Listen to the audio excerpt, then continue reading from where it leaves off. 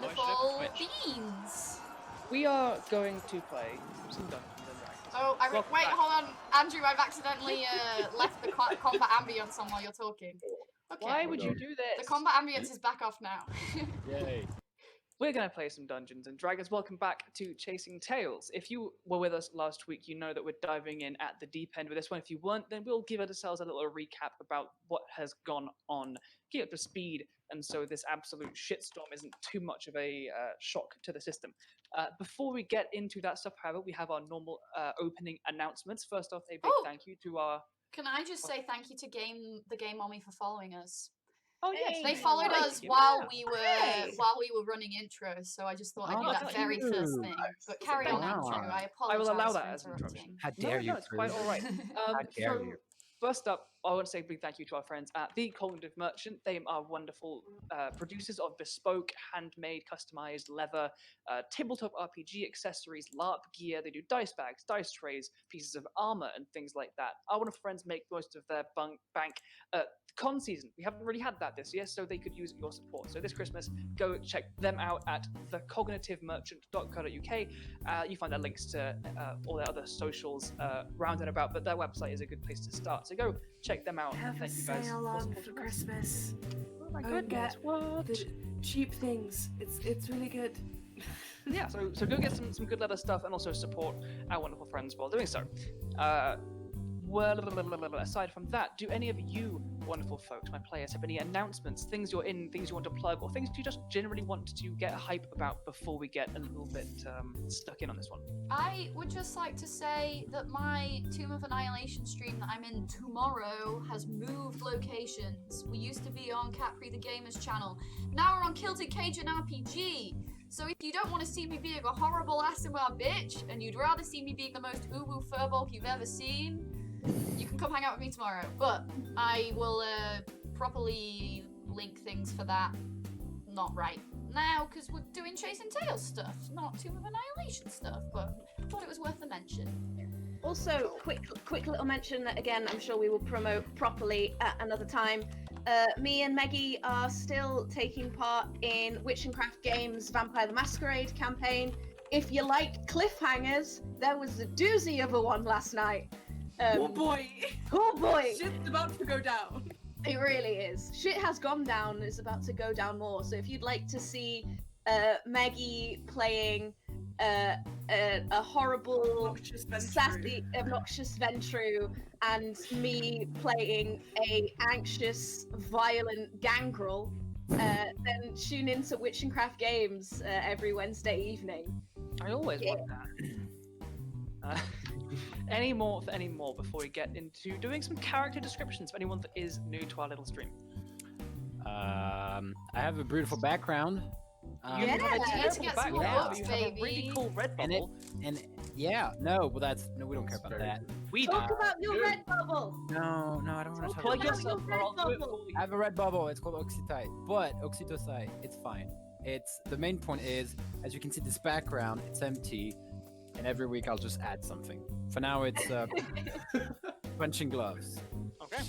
I do also not mine. Before we get to otherwise stuck in, I do want to do another. We've said it several times already, but last week we got our first Prime subs. So Yay. Thank you so much, one, for everyone that either got subs or gifted subs. We thank you so much, and also just everyone else who's been joining us so far on this journey.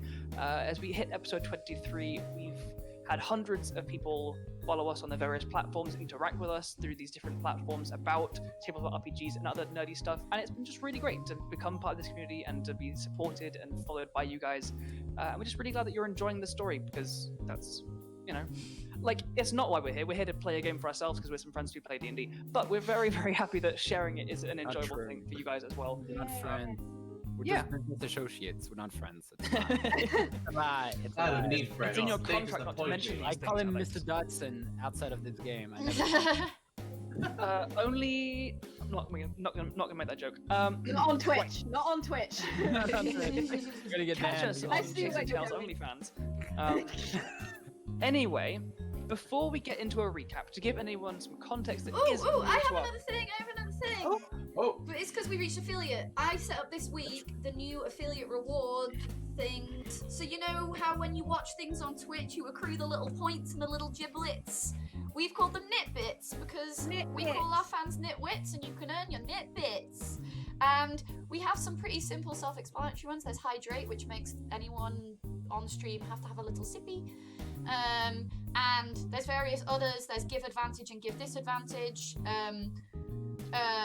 You will have to type who you want to give it to, and it will just be like on the next roll.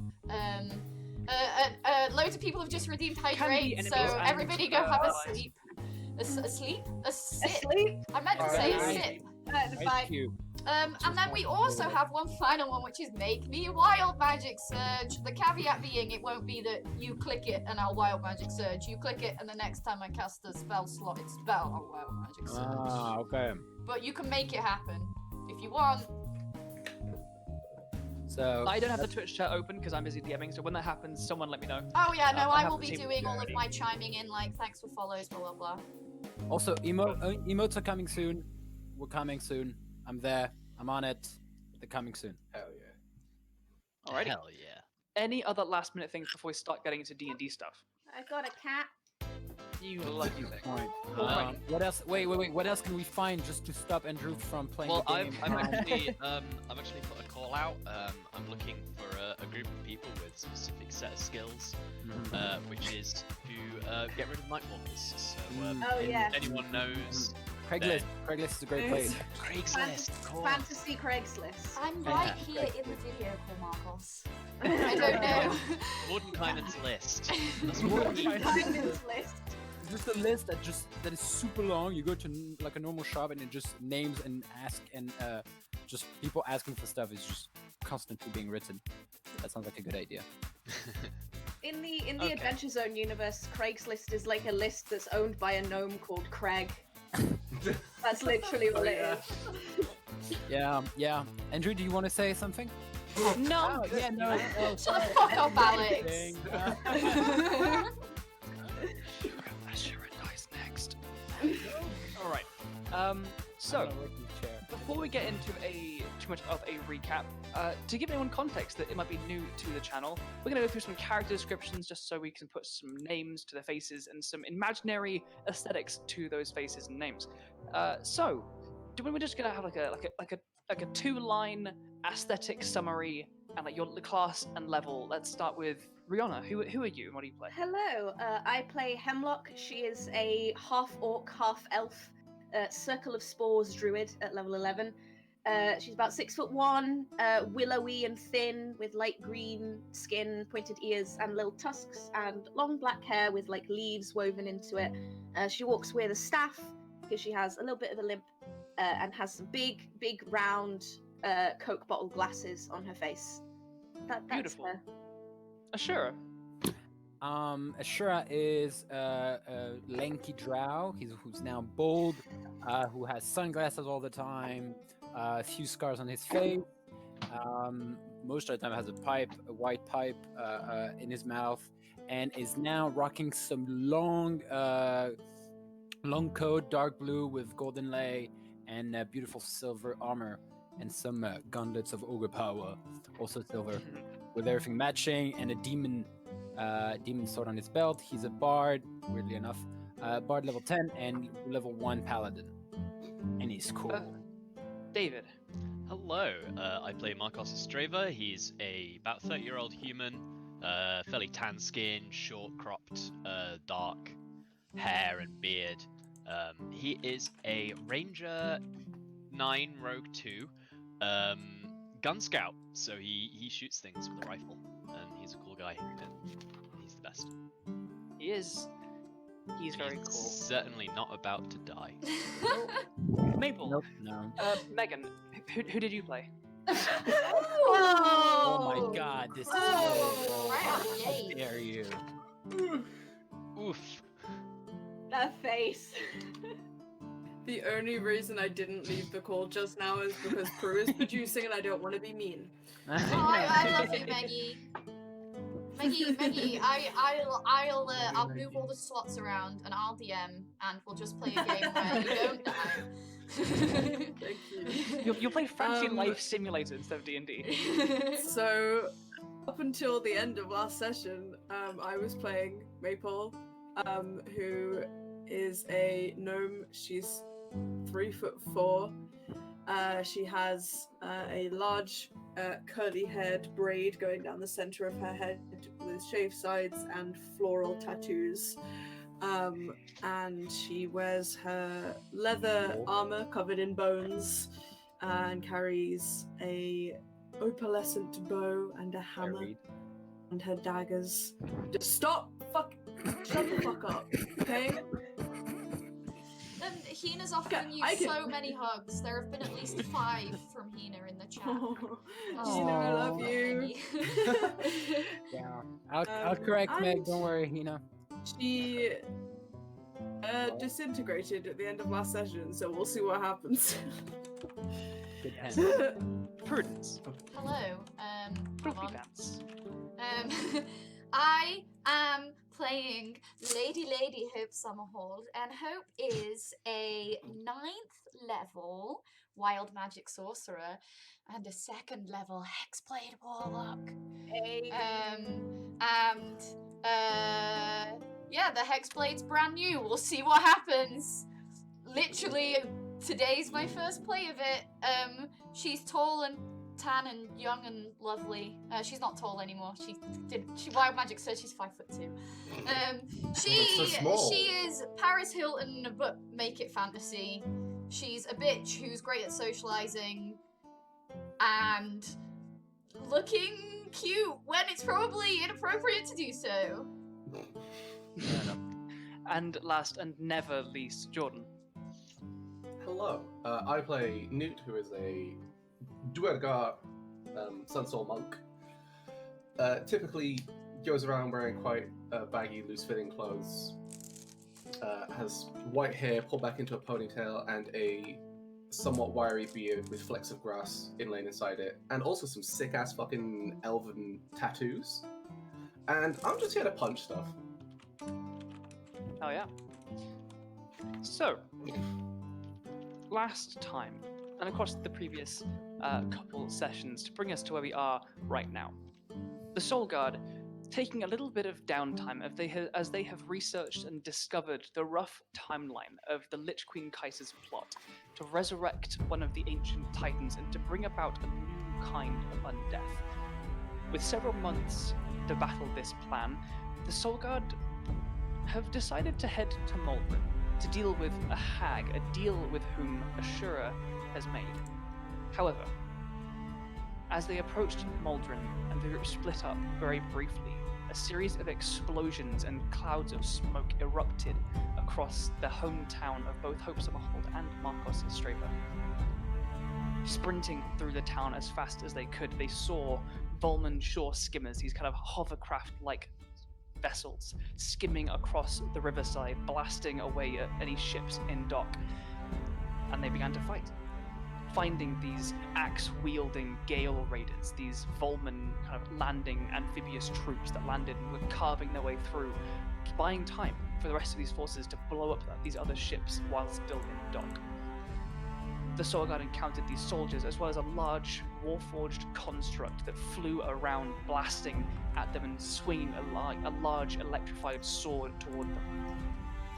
The fight dragged on, but eventually they pushed their way to the docks themselves. However, in doing so, Markos managed, with the help of Maple, to get a small, fuse-lit sticky bomb attached to this warforged juggernaut, this large construct, whose reaction was to grab hold of Markos and, with the haste spell cast upon it, rocket into the sky like it was headed for the moon, Markos in hand and sticky bomb still burning away. The rest of the Soul Guard gathered around this a mage, this Volman arch-bannerman who seemed to be commanding this exercise, and they beat the shit out of him, grinding him into the ground, holding him down. And in his last moments, this mage revealed a scroll, sewn with silver thread on the skin of a drow. This spell was cast, which erupted dark, necrotic gravitational energy all around it, which consumed all of the Soul Guard. They continued to beat on this wizard until finally he drew his last breath, but this sphere remained.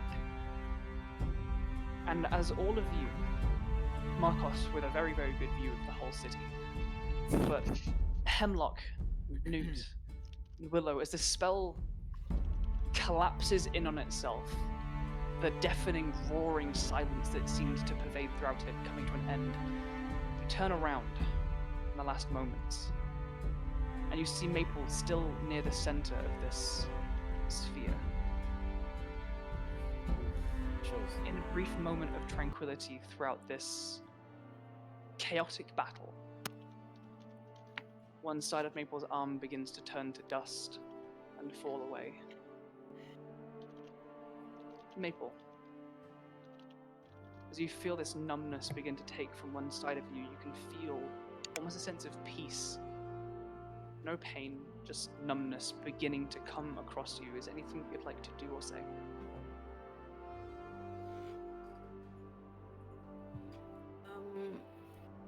I just want to look towards my friends. And just, like, I know what's happening, so I'm just gonna be like, just take care of each other for me, okay?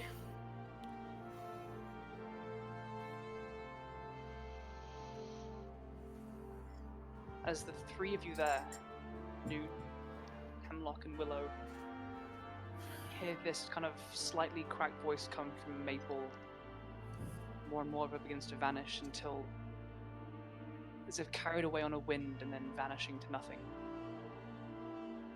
There is just like clatter as a bow falls to the ground, the gauntlets and a necklace. Markos, at this point, you're flying high above, rocketing upwards through the sky. You see this black, massive sphere implode. You're not quite sure what's happened down there, but you see large Nute kind of shuffled back some way as you are continuing to rocket upwards. What you do see, however, is arms of blackish lightning from the center where this orb vanished begin to go across the docks around in a 30-foot odd radius. And a crack begins to open and tear. Hemlock and Nute, you close, maybe 30 or so feet from this, you see this tear begin to tear open, and a pair of large, spindly, crooked hands grasp and pull through, and stepping through this rift, you see an immense creature as tall as the warehouses that surround you in these docks. Slender, with blackish, almost translucent skin that kind of seems in parts to be almost like you can see where it kind of is wet and sinewy like muscle beneath. A head that is just no humanoid feature, just kind of almost like vents that seem to glow with a grayish blue energy, and massive spiraling horns that stretch outwards, and just like wisps of blackish smoke just trail around them and drift off at the ends. The rift closes behind it, but the blackish lightning continues around it, and once they come 30-foot radius, as if someone's blowing down around it, and just cold, dead wind is just filling the area around it as it kind of stands there. And although the same silence that Dark Star spell has faded, you can once more hear the sound of yells and shouts of battle, the occasional explosion in the distance. As you hear screams of fear as others see this creature, all you can focus on is this dull rattle, this constant sucking sound, this that seems to be the wind itself pulling around this thing with black, dead energy. Nute, it is your turn.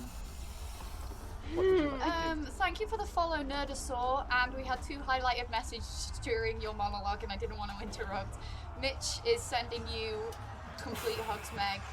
So many hugs, and Tofu is sending you hugs. Everyone is sending you so many hugs, Meggie. Everyone loves you. GM Hina said "ugh," which is an anagram of hug. David, every time I swear, you get me. You're so good at this. Comedy Very well genius. done, very well done. Well, shit. Looking at this, I'm close enough to be able to run at this thing, and So, yeah. considering what has just happened, that is what Nute's gonna do. Seeing Maple Go for it. disappear and this thing suddenly appear in its spot, and so he's just going to run at it and just try and basically throw his whole body into this thing and just shove it into the water, and shove it across the side. Alrighty, as you charge into this kind of soft, howling, rattling wind, you feel a cold claiming into your skin.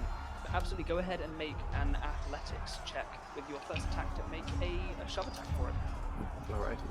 I believe I might have advantage with the large. I believe that would count if it were a creature that was a same size or smaller, but this thing is. Spell and counts target as- also had advantage on strength checks and saving throws. Oh, then go for it. Yeah, yeah. I guess let me just check shove. Oh yeah, there's nothing to shove, so hell yeah, advantage baby! Go for it. The big dice. Alright, that is a 16 on athletics. Cool. You sprint up to this thing and ram your full weight into it. With very little resistance, it just drifts back. As you touch it, you feel this just freezing cold numbness, kind of almost like singeing the hair off your arms, and it drifts back. I'm gonna say, like, with that, it rolled a natural one, it like just drifts back, and as its feet kind of trail off the dock, it doesn't fall. It just remains there hovering. Its feet kind of go limp slightly, and its large head, 20 or so feet above you, just tilts down. Good try, buddy. Good try. Good try. I would That's like one to of the- cast Stop Flying! Wait, I think it's Night Walker. Yeah, so I yeah. walked on like a night floater. This That is was false advertising. I would like to cast Sue. This is on Night misleading. Walker. That was about, what was it, 20 odd feet of your movement, and 25 one of your attacks. With the feet. Grab my stuff and run. Grab my Any- stuff and run. Anything else you'd like to do for your turn? I mean, pretty much, would I be able to just go in and pick up Maple stuff? Yeah. The only things there are a necklace, 2 gauntlets, and a bow. Everything else. Fuck, like, Whoever's typing away, do you want to mute for a bit?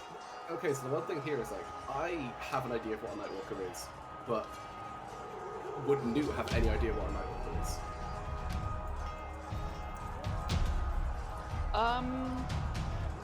Go ahead and make an Arcana or Religion check. I think both of those are going to be a -1. Guess what? Still got that -1 in. That's a 6. 6. You have no idea what this thing is.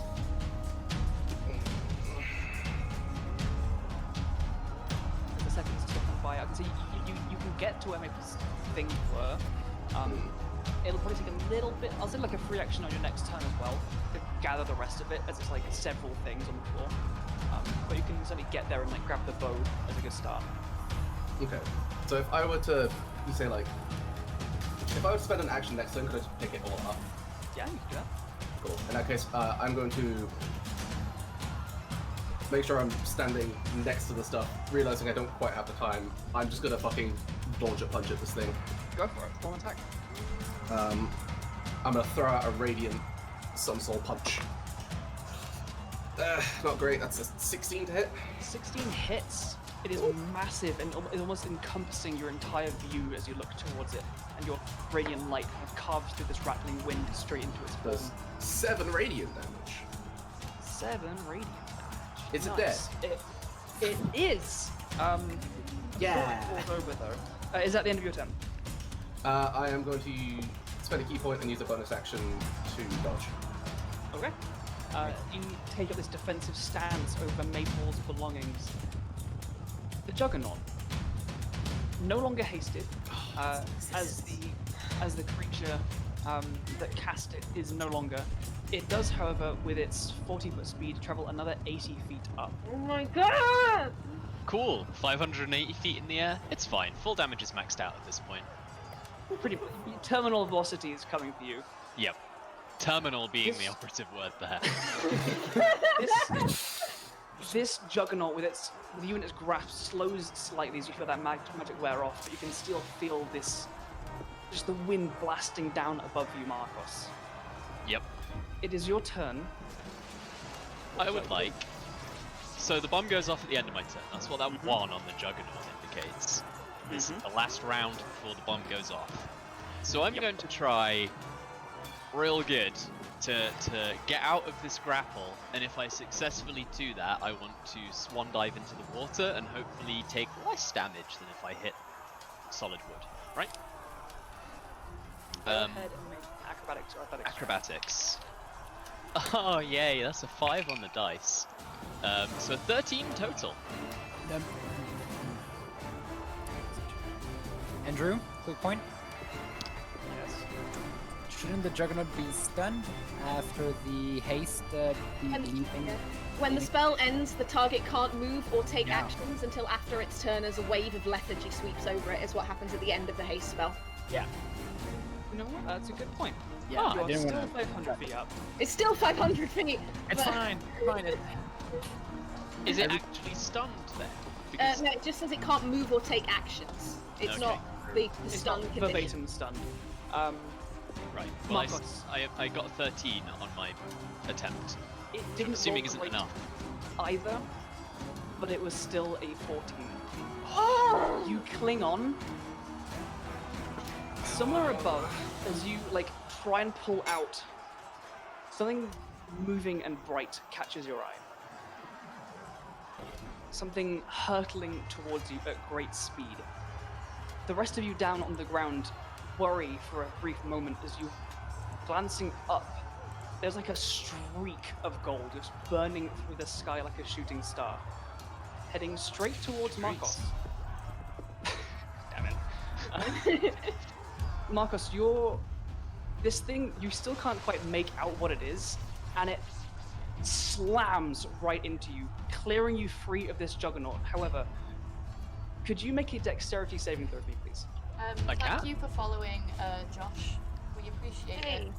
Thank you, Josh. Thanks, Josh. Thanks, Josh. That is a 16. I'm rolling Alright. ass. Josh is from Fried Dice Paradise, by the way. Oh, nice. Oh, nice. Hell yeah. You take 27 points of bludgeoning damage, Oh. Okay. but you are thrown clear of this juggernaut as another set of hands grasp around you. And as you glance up, as your kind of vision, dazed for a second, clears, and you see an armored face, completely obscuring the eyes, which kind of sweeps down almost like a beak, but flares up into a circled halo of horns. Behind it, flaring out, are 4 dragon wings, a split set of wings flaring out, kind of decelerating you rapidly. And for the moment, you kind of, what the hell is this? And just beyond this, there is an explosion above. You see bits of streaking smoke and black debris begin to spread out across, and a secondary explosion of a blue light as the power source inside this juggernaut flares and explodes in the sky above. It's dead. Yeah. Oh. Oh, I don't get to roll bomb damage. I'm speechless. And if this thing, dragon humanoid that's carrying me is proper carrying me, I'm just fucking limp. And just feeling defeated and shocked, and I don't know what to do. Markos is quite heavy hope. Do you want to roll initiative for me and put your health on your thing? Oh, hell yeah. Yeah, he's Markos carrying a lot of flashes shit. Down a little bit to 460 feet up. Hey. Got an 18. Hope did some workouts. Yeah, girl.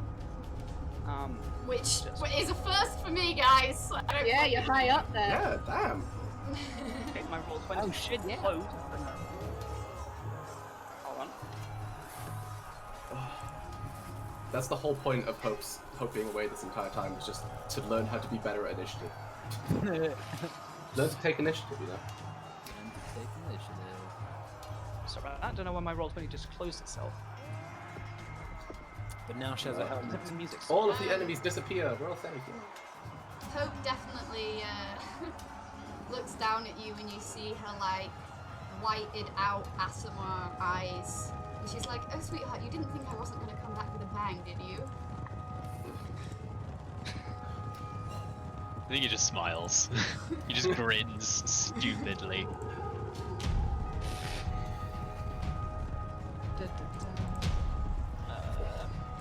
That was a pretty good entrance. I need to do better. What have you got, mate? Yeah, you got a one-up me.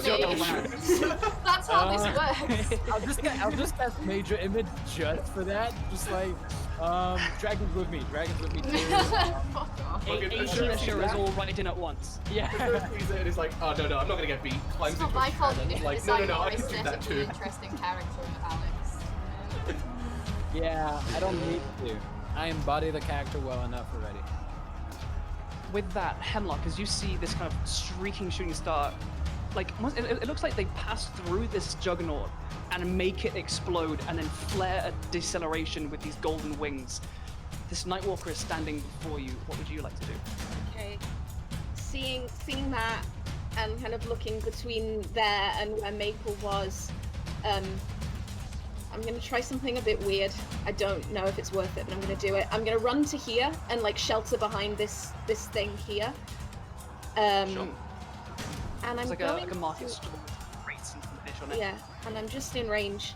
I'm gonna start casting Geas, which takes a Okay. minute. It takes a minute to cast. Okay. But that is what I'm attempting to start doing. Alrighty. Because that's what's on my mind right now. And Okay. yeah, Reach that, out towards this creature and try and establish some control. yes. Anything else? I don't have any bonus actions right now, so that's just me. I'm just doing that. Alrighty. As you take up cover behind these crates, a bunch of fish kind of get knocked off and like slough onto the floor. You can hear that like now other people are starting to see this thing and they are screaming and running. You see a bunch of the Volman soldiers that gathered up at the end of the pier see this thing and their eyes go wide. They do not know what this thing is. This was not part of the plan that they were aware of, and they begin just running. They all have that waterwalk still on them and they just book it as far away from this thing, away from the docks as they can. And with that, it's the Nightwalker's turn. Nute, you've taken this defensive position. He walks into the night. This is just you just quoting memes us now. This Nightwalker like just hovering slightly, it kind of arms hanging just hanging to its sides. It swipes out just lazily. The arm almost seems to elongate as it swipes out towards you. And also a disadvantage because you're dodging. Mm-hmm. Let's say 5 plus. So stuff. That's a 17 to hit you, Does not hit. which I don't believe hits. It's Nope. like that you dodge to one side. This massive hand swipes. It doesn't seem to come for any force, just kind of probing for contact. But you step out of the way. It kind of sways backwards and just points a long, bony, crooked finger towards you. I need you to make a wisdom saving throw, please. Dodge doesn't help with this one. That's a 15. 15. Okay.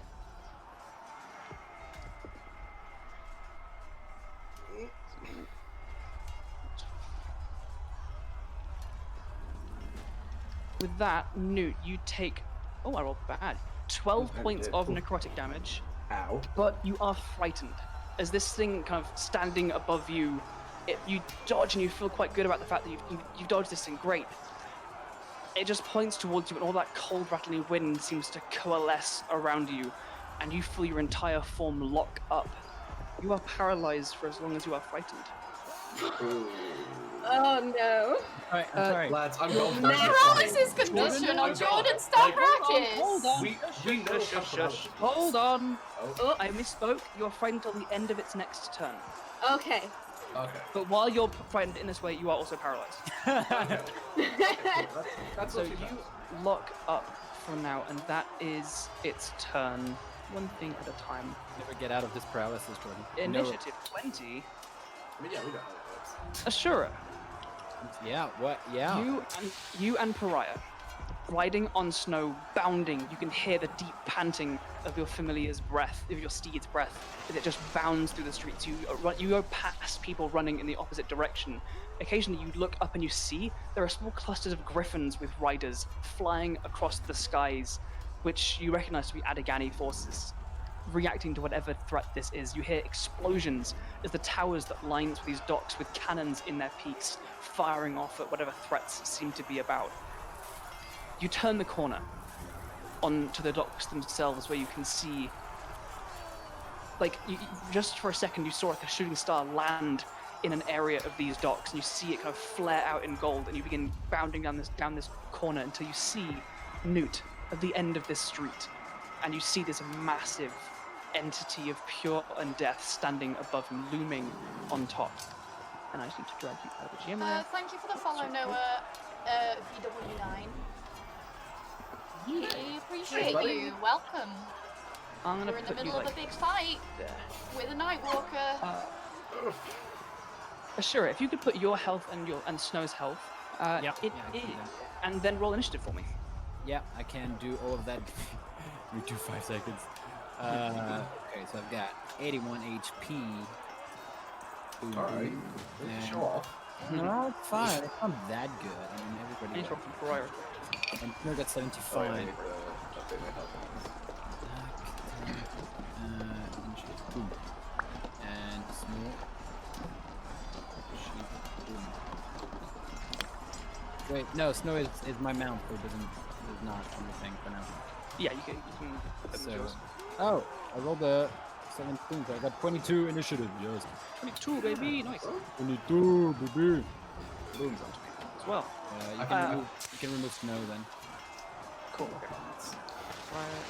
Bards. Those bards and the jack of all trades. Getting a bonus to initiative, like, bruh. No, I also So have with like that, 6.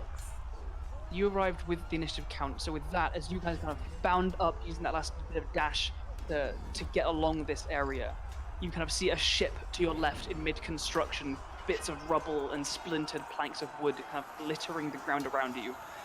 As Snow is right now treading over the corpses of what look like Volman soldiers, axes to their side, chainmail split open. You see kind of scorch marks and just littered debris of battle, and up ahead by 90 or so feet, you see Nute in front of this massive, almost like this super gaunt, translucent figure of undeath. For now, that's just about all you can see. So, Okay. with that, hope. With Markos in your hands, mantle activated, your radiant soul is, we'll say, has just been activated. It is your go. What would you like to do? I would like to do a 180.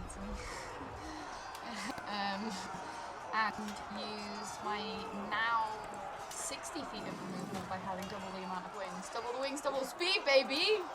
Oh, hell yeah.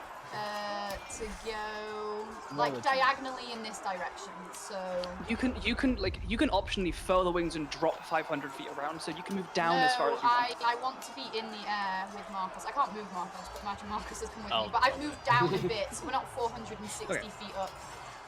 How would you like to be? 300. 300? Does the triangle work like that? You But can drop basically, it. Whatever you speed can want. move 60 and then drop up to 500, and that's fine. Let's Um, be 200 up. 200, all right. Because You're that's like a out of turret. range of a lot of things, but also feels good. I don't know, it feels good. That Just is your in name. health, I hope. Riona, I don't want to shit on what you're doing, but I'm probably going to cast Banishment if that's okay. It's okay. Geese isn't a concentration spell. I just have to be. I have to do it for a minute, and then when that minute comes, it makes a wisdom saving throw. So that won't shit on it, unless. But yeah. I'm casting banishment on the night water. What range is banishment? 60 feet. Oh, do I need to go down? You are deeper? far. I'm going to go down then. I'm just going to go right down. I mean, you're 90 feet from it Oh, laterally. I didn't realise I was 90 feet. I thought I was 60 feet. Sorry. It's alright. Fuck it. I still cast banishment. I use action dash bonus action for a spell banishment. Okay. Sorceress shit in it. So you turn to your 60 odd feet away. So is it like you're like, well, that's about 30 odd, 50 odd feet. So you're a little bit above the ground still and casting banishment. So you Yeah, need to make I want to charisma make saving sure throw? I'm not putting Markos in the black smoke. Yes, a charisma Sure. saving throw. Can we just say Andrew has disadvantage and was given disadvantage by Tofu in the show? Yeah. Tofu with the nitbits. Yeah. Fucking dabbed on. Damn, boy. He paid good money to get that disadvantage. What is your spell save DC, Hope? 17, baby. So I rolled a 19 and it has a -1. And I also rolled a 5. Hey! Sweep Markos and Yes, Tofu! accelerate for a moment and then flap all of these 4 wings and jet close to this thing, reaching out, this black entity reaching down towards Nute. That black lightning arcs once again. And it just kind of grasps out towards you, Nute, and you have this moment of pure terror, paralyzed in place as this massive hand reaches towards you. And then smoke is all that remains for the briefest of moments. And this creature vanishes from sight.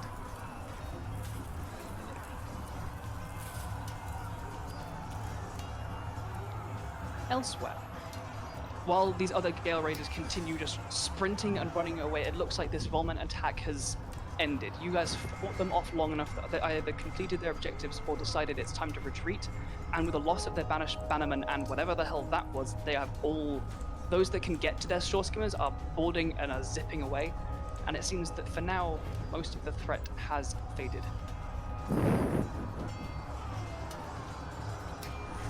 So...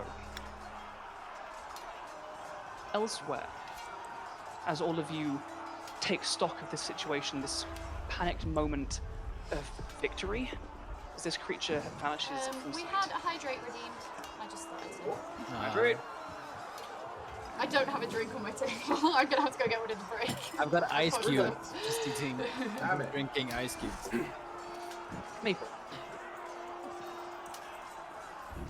As you see your form fading to dust, the pain of the beating that you have just taken subsides into numbness and nothingness.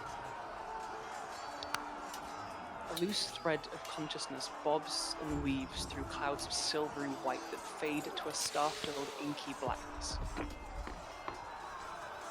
A river begins to form around you. However physical or imagined, it's impossible to tell, but from this inky, starry void, you find yourself moving upriver. Forested banks flourishing all around you, begin to hear the running water and the sounds of laughter echoing beyond the tree line. Small woodland birds flit between these trees. You begin to feel yourself accelerating up this river. You feel euphoria begin to fill whatever consciousness it is that you have in this space. Although you are still aware of the panicked chaos that you just left, you can't help but begin to feel balance. This is a place that is home in so much more of a way than you've ever felt before. On this verge of Speckled Cheeks Sanctuary in the Silver Sea, you feel yourself falling. Blackness steals this visage of calm from you. And a door seems to open in front of you that you couldn't see, and you are taken from this place. a ghostly body forms around you. What was before just kind of almost an orb of consciousness, a perspective rather than a figure, begins to coalesce around you. You see your hands in front of you, spectral. You find yourself in a room. A dim chamber of black and red brick, mosaics of abstract conflicts of burning fields line these walls. A fireplace emanates a cold air as flickering blue flames illuminate the room. Above this flickering blue, you see a monstrous skull, like that of a massive boar, tusks protruding out a foot long each, and at its crest, massive horns of a bull stretch wide and hangs menacingly staring down at you from this mantelpiece. A door slides open, the grinding sound of stone on stone, and enters a figure. Standing just over 6 foot or so, you see a muscular female humanoid, dark brown skin and glossy red chitinous armor, adorned in black spikes at the elbows and shoulders. You see black shoulder-length hair pluming out in this kind of cloud of curls from behind an armored face mask of bone. A cloak seems to be ever smoldering at the hem, billows slightly behind her, as she flicks a gloved hand, conjuring a table that appears before you. This figure does so again, and a pair of chairs appear. You find your spectral form in one as she takes the other opposite. Well, hi, Mabel. My name's Varen, and I'm here to offer you a choice. She introduces herself. She pulls a scroll from her side and lays it on the table.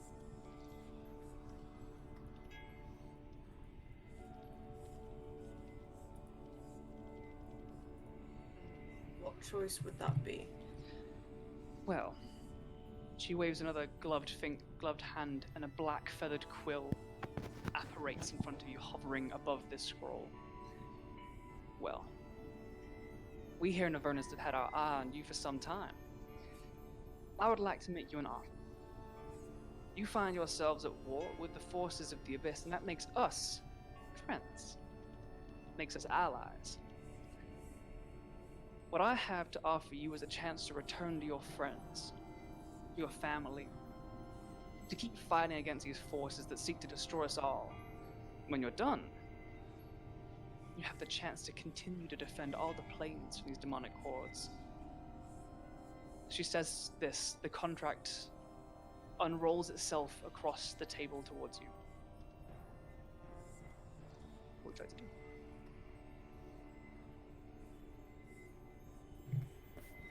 I mean, what's the catch, though? You're not just gonna bring me back to life for nothing. I'm not an idiot. If you were, I wouldn't be offering this to you. It's fairly simple. Essentially, you are sacrificing your eternal afterlife and trading it for an eternity fighting against the hordes of the Abyss in Avernus here. It's a pretty tough sentence, but the perks are pretty good, and we treat our employees pretty fairly around here. But what it does give you is the chance to return to your home, the material plane, with a body conjured by us here fit for your task. Your task is to complete what you're already doing.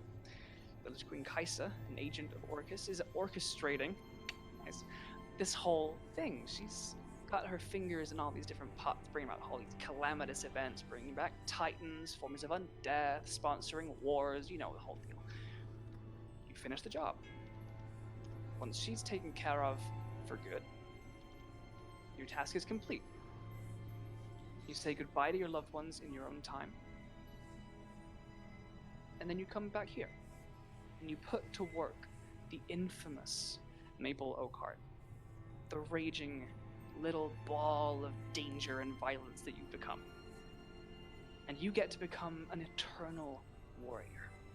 Legend, literally, for eternity, fighting against the hordes of the Abyss to make sure that your home stays safe, not just for your lifetime to guard it, but many lifetimes to come. This is not an offer of charity, nor is it one of manipulation. It is a sacrifice. You're sacrificing your freedom, your afterlife, to protect that which you love. That is all.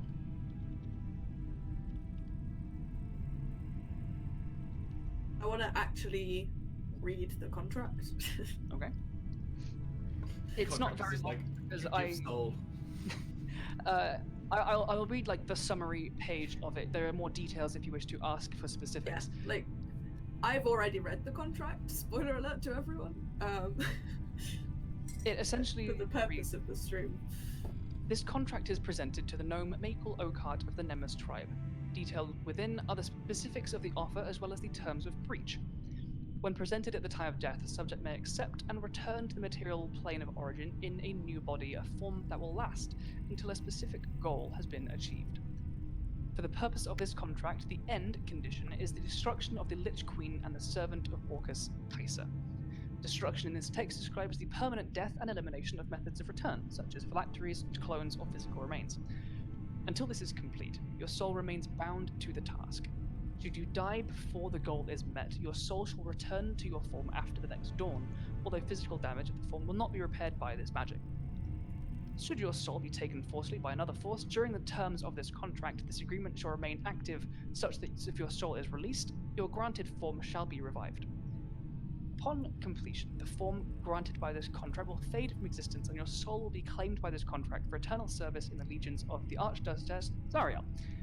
This contract is binding by the Edicts of the Inevitables. Any attempt to void this contract using divine intervention or arcane wish will result in the immediate reclamation of your soul by the Marit, which will be used, however, the recipient, myself, Baron, desires. At the discretion of your contract author, Baron, you may offer yourself to service to the Archduchess Zariel before your goal is complete in return for additional boons. Should your request be granted, interplanar transport can be provided by the sponsor, and there is a dotted line for your name. Have you any other questions of the terms of this contract or any negotiations you would like to engage in?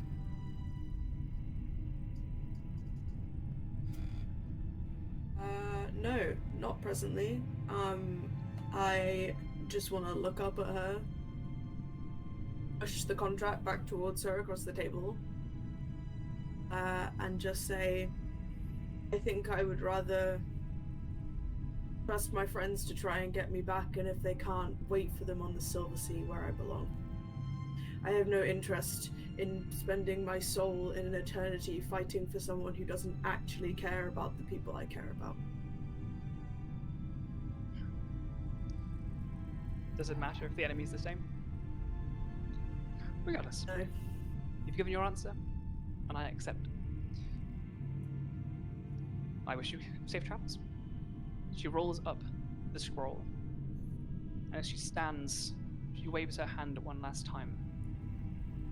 You find yourself flushed backwards into darkness, which fades to a lightish blue as you find yourself re-emerging from that river.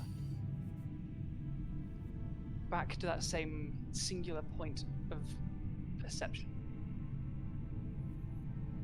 You cross to a point where a ford links both banks. You find yourself emerging from the water itself, and although there is no physical form to you, you can almost feel dry earth and pine needles beneath your feet.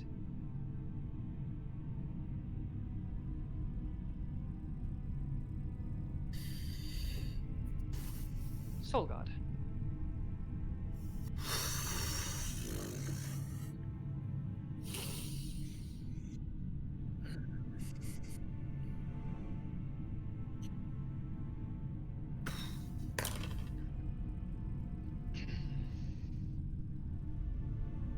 As this Nightwalker vanishes from sight, there are a few moments of questioned silence. You see other soldiers looking towards you, towards this space, wondering for a moment if the threat is gone. And as 10 seconds pass, 30 seconds pass, you begin to hear cheers from those first, initially near you, and you hear them begin to spread across the docks. Beyond your lines of sight, you begin to hear Maldron cheering at this assault rebuked. What would you all like to do?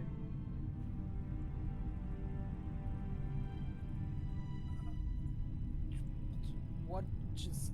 I'm not sure what's happening. Nute, is everything okay? Nute is, first of all, no longer enlarged. Yeah. But also is just kneeling in front of these possessions. Just stay silent. Alright. I can see everybody except Maple. Where's Maple? Right? Where is Hemlock there, right? I'll come out from behind the tarpaulin, and I'm immediately running over to where that pile of dust was. There is no dust there. There's nothing there. You see Newt standing over a necklace, some gauntlets, and a bow. Is there anything that we recognize as like from where Maple was stabbed as like the pool of her blood? Is Make an investigation check. We received loads of hugs in the chat. I just wanted everyone to know. We got Tofu hugs, Mitch hugs again, Hina hugs. Thank you, everybody. That is, I believe, an 18. My character sheet won't load. Yes, 18.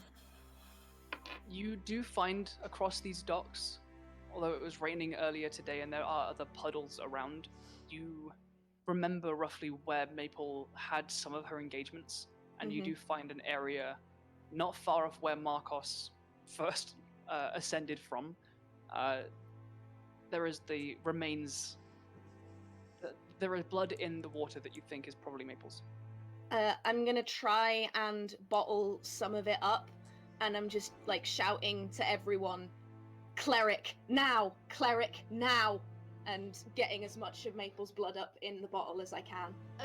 Hope is gonna land and gently sit Markos on the ground and put his head between his knees.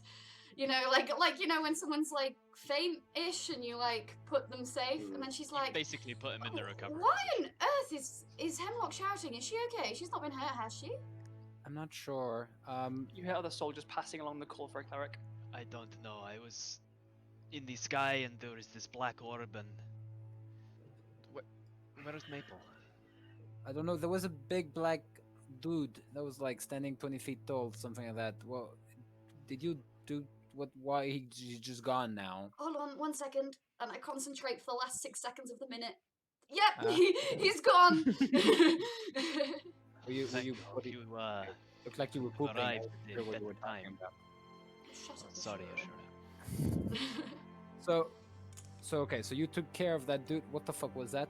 Okay, what's Newt, happening? What are you doing? And Hope's gonna go over to Newt and like shake his little shoulder. Are you big still, or are you small? Like No, now? I'm back to being small. Okay. And you're no longer paralyzed at all. Yeah, lovely. Thank you.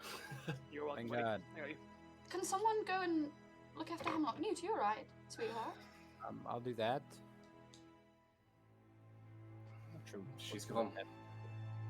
Gone? What do you mean gone, silly?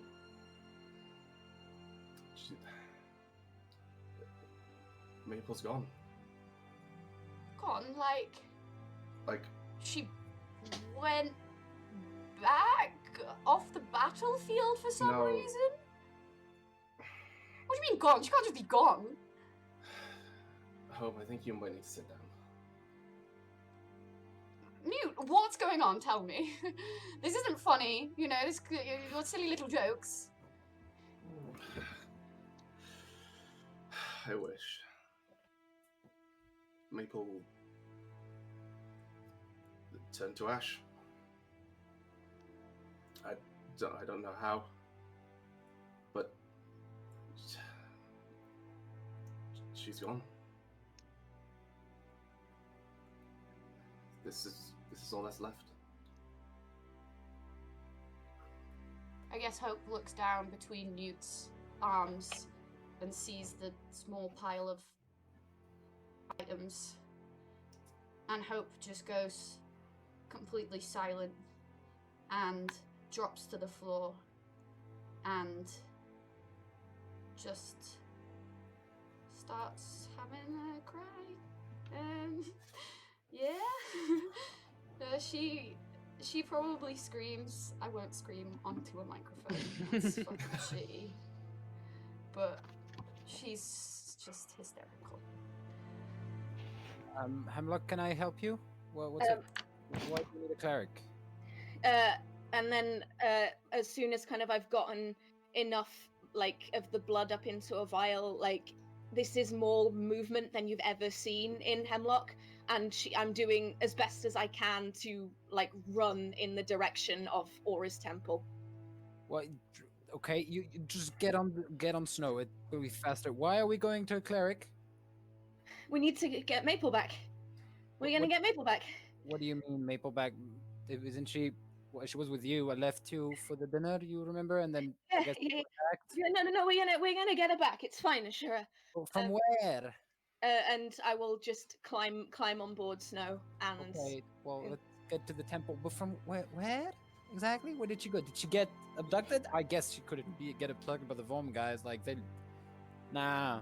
Like she'll She probably Died, you idiot. Just go. What?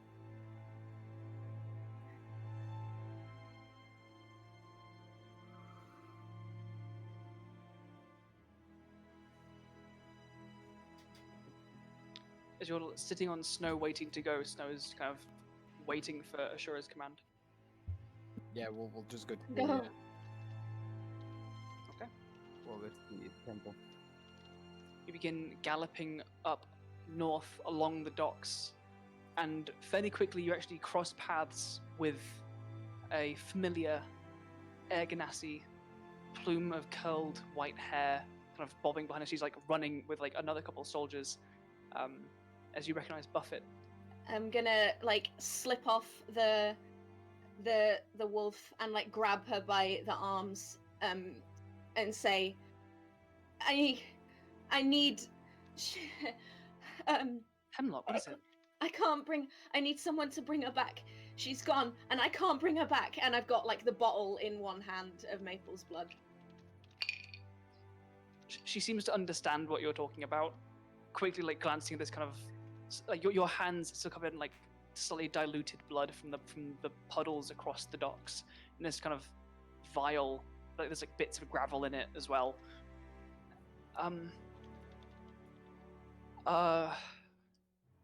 We can ask Gale. Yes, anything, please. Who? Maple. Fuck. Okay. And she kind of seems speechless for a moment, and then begins to kind of like she like takes off her outer cloak and wraps it around you and kind of goes with you guys to escort you to the temple itself. While those two and Snow are off toward the temple and Hope is wailing on the dockside, Markos, Nute, what are you guys up to? Markos has been, since he saw Hope walk over to Nute and pretty much figured out what was going on, he's been sort of kneeling next to Willow, just leaning on him, not really wanting to look at anyone at the moment. Except for when he turned up to say that thing. Yeah. Willow is just kind of like sat, like looking out, but doesn't pull away at all from the strokes. Pariah like catches up, and quickly puts together what's going on. Like comes over and puts a hand on your shoulder, Hope. Pat. He goes over to you, Markos, and kind of puts a hand on your shoulder as well, and just kind of doing a tentative round of being there.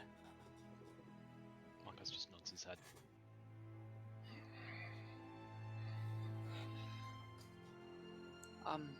Should we maybe catch up with Hemlock and the others?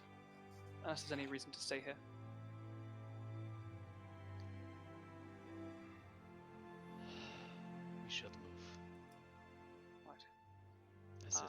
research, see if we can help any wounded. He like moves to put like another hand on your shoulder as you're standing up. I'm sure there's plenty of other people that can do that right now. I think we should probably be together.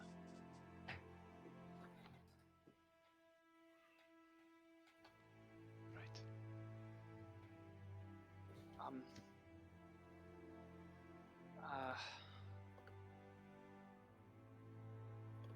Fuck.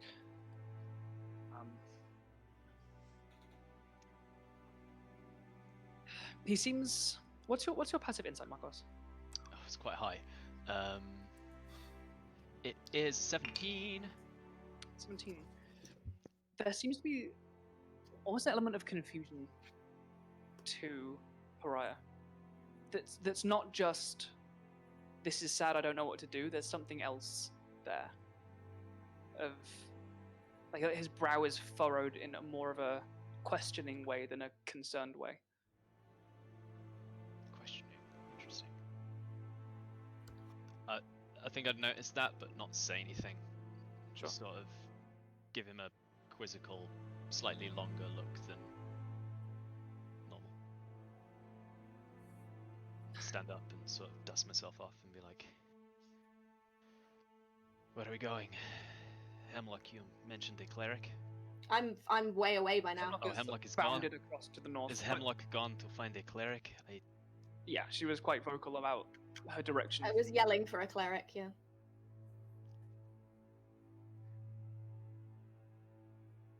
Right.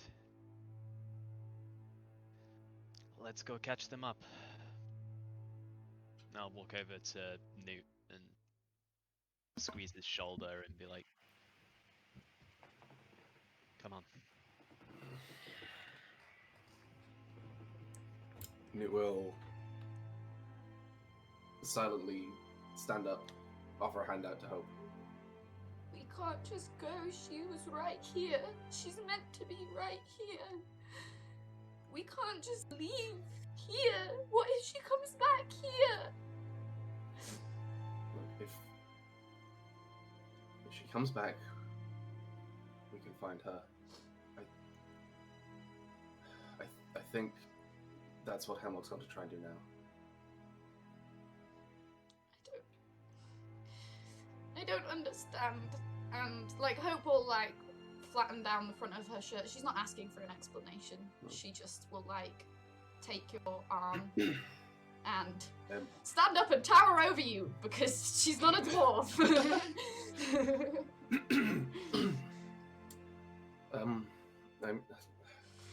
If you want to stay here, if that's easier, we can.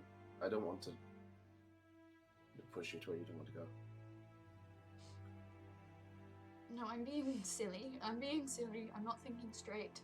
And Hope will like take a real deep breath and dash away her wet face and prestidigitate the snot. She actually looks dead cute now. She looks fine. And Prestidigitate away the ugly cry. yeah, prestidigitate away the ugly cry. And kind of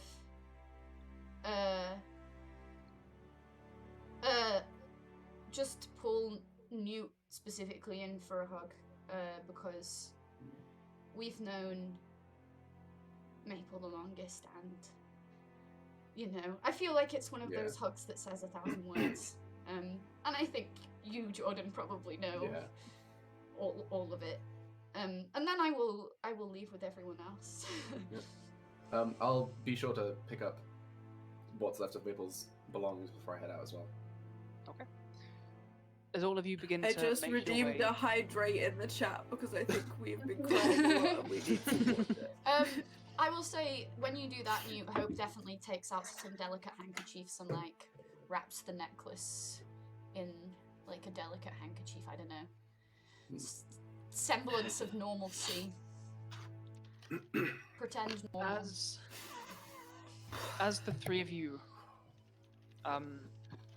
begin catching up, you can see soldiers all around now, and some civilians returning to the docks, cheering a few people from nearby towns have rolled out kegs into the street and are having a big "fuck you, get out of our town" rave. Still a bit vigilant, but quite in the jubilations of battle perceptively won. Pariah kind of comes up behind you guys. Would you like to be a little less conspicuous now?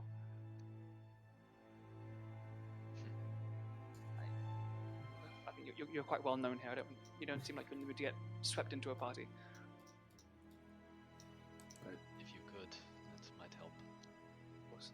And he waves, like reaches out across all of your shoulders and casts invisibility, and the three of you all become invisible. Hope doesn't want it. Sorry. Okay. I just didn't get a chance to speak, but I don't fucking want it now. Okay, then he'll hold off. Cool, thank you. Of course. Nute will hold off as well because people think that he's a Warforged still anyway. Probably. I don't think they've got the news that he's a Duergar yet. We've all Right. gone off in pairs, I feel. It's quite cute. Like, Pariah and Markos being invisible together, Nute and Hope, and then the two folks on snow. Markos will also be trying to like keep Willow with the group. Yeah. Willow like pauses, like still looking around, but can't see or smell Maple anywhere, and so we'll follow you in the absence of anything else. As you guys continue along the docks, you get to the temple kind of just after Hemlock and Ashura and Buffett all arrive. There are a number of kind of like they've got a bunch of like stalls they've kind of dragged to the temple side and benches and things, and there's a bunch of soldiers with like various kind of minor wounds, and Buffett and a couple like other smaller acolytes from various temples. They're kind of coming together and making this kind of improvised infirmary. So you see a bunch of like soldiers with like minor wounds or being like getting their cure wounds, the occasional like bit of like healing paste on some stuff, I guess. You guys get in, people kind of step back a bit from snow, but see it's all you guys, and you all guys go in. What? Hemlock, what happened? How? Look, I don't have a lot of time, but I've read about spells that can bring people back, that are powerful ones. Can you do them? Oh. I know what you're talking about, and I'm sorry. Do you know anyone who can? Anyone?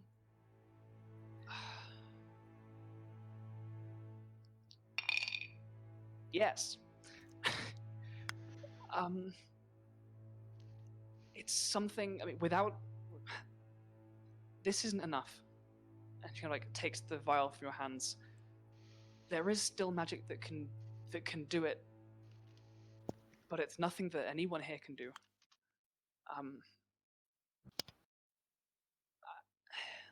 The only people I know of that are old enough to do this. I mean, there are some very powerful creatures, I think, out there that can do it. Other than that, the High Chorister and Naratos. Okay. They're one of the oldest priests in the Silvern Sea. If anyone can do it, it's them. Do you know what they'll need? Hold on. And she kind of like pulls you towards one of the back rooms and goes into Gale's like office. And immediately pulls out some of his tomes and things and starts leafing through stuff. And essentially, she finds the details for the True Resurrection spell, which is chunky. Yep. It takes an hour to cast. It is a 9th level necromancy spell, and requires holy water and diamonds worth at least 25,000 gold. Okay.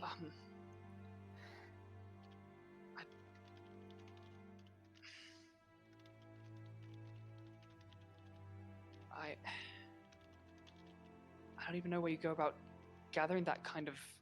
I mean, 25,000 gold is enough to build a castle. I don't know if you can find that many diamonds, but.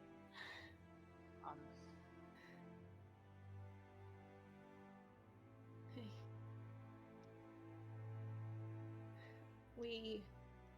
We know people. We know people with money. We've done good for the nation. We can ask. It's fine.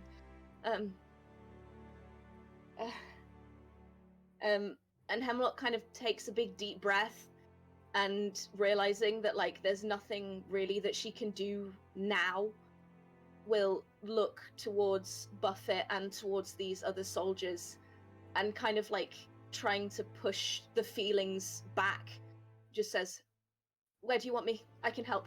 I can help with this. Let me help, please." As you're kind of like scanning around for things to do and people that look like they need attention, while you've kind of gone into this flurry of business mode, trying to figure out the solutions, standing behind you alongside this large white wolf, Ashura is still there, with somewhat of a lost expression. Is there anything that you would like to do, Ashura? Can't hear you. I mean, I'm not sure. You know, a lot of things happen quickly. Who's attacking? I'm guessing it's Vorm. I think I've seen the colors. Vorm came in to Muldrin shortly after we arrived with a juggernaut and skiff boats, and we fought them, and we were doing well. We were doing well, and the bannerman came on land from the boat, and we thought we could take him, and we thought we had him, but he had this scroll. I'd never seen magic like it, and everything went dark and quiet, and when it wasn't, Maple was just... But because Markos said Maple was dead, I don't... Where is her body? Like, I mean, you can give life back to her body, right? The spell, it turned her into dust, Ashura. I've never seen anything like it before, but I know about resurrection magics that can go past things like that, and I can't cast them. But we have time, I think, to try. No, but like there must be a way. You know, like you're good with healing magic and stuff. Like it's, you know, we don't need like a body, right? Like it's like a soul. It's cool. I need her body. I can't do anything without her body. And I thought I could maybe do something with this, and like I held up the bottle, but I can't. But there's someone on Naratos who can, so we're gonna go there, and we're gonna talk to the people that we know, and get the funds that we need, and then we're gonna go there, and we'll get her back, and everything's gonna be fine. Everything's gonna be fine. Right? Yeah. No. Of course, Naratos. That sounds. Yeah. That sounds fine. Buffett kind of comes up behind you and puts like a hand on your shoulder, like, it's all right. This kind of magic can take for a while. This kind of thing can work on people who have been dead for centuries. Yeah. Just calm down. We've got time. We've got time. Yes. Plenty of time. Now tell me what I can do. Let me do something, please. And I'm gonna like shrug off her coat and like pull my hair back and like start pulling out like herbs and things in my book and medical notes, and just like tell me what to do. Give me something to do, please.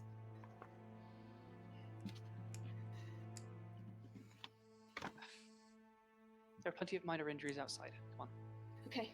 And as Buffett leads Hemlock out to this kind of roughly set up infirmary that has taken over this part of the street, Ashura, the rest of your friends come in. Pariah and Markos and Hope and Nute all arrive at the temple itself. Apparently, there's a guy on Naratos that can do something about it.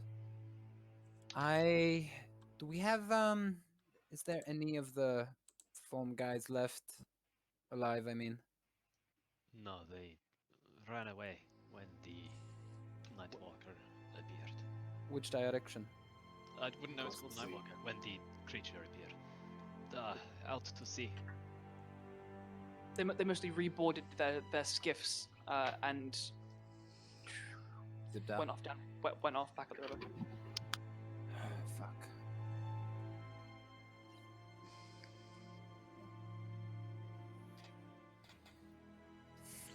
So, Naratos is the option. I hear. Yeah. That's Yeah, I guess. Right. Is there? Is there anything else that we need? Oh, he said something about 25,000 gold worth of diamonds and like holy water. Jesus Christ. Petron. Petra. Oof. That's a lot. Actually, fucking oof. Um,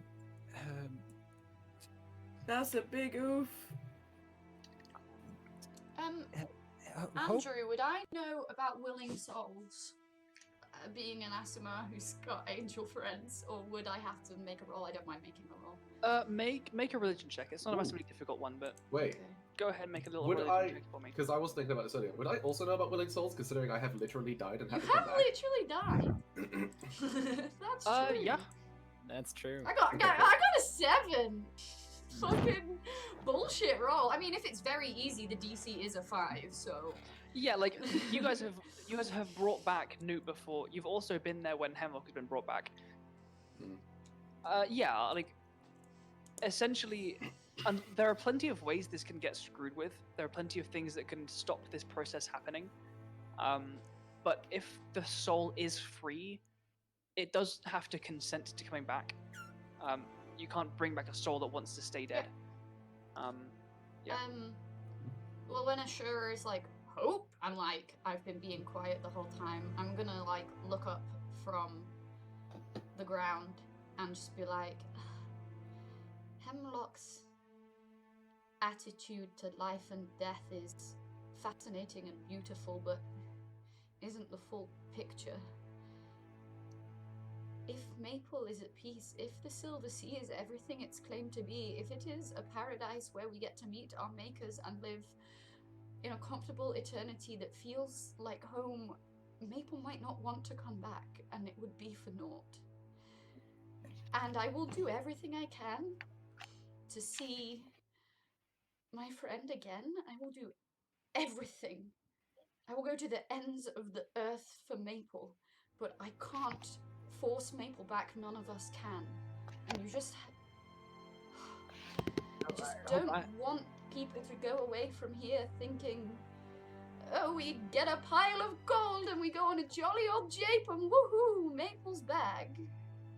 I understand that feeling. I think the most important part is at least give her the choice. Maybe she does want to come back. I don't know. At least maybe give the choice to Maple to, if she wants to come back. But yeah, you make sense. That makes sense. Maybe she doesn't want to come back. Giving her the choice is definitely the best move, but just don't be surprised if someone who dies does not want to return.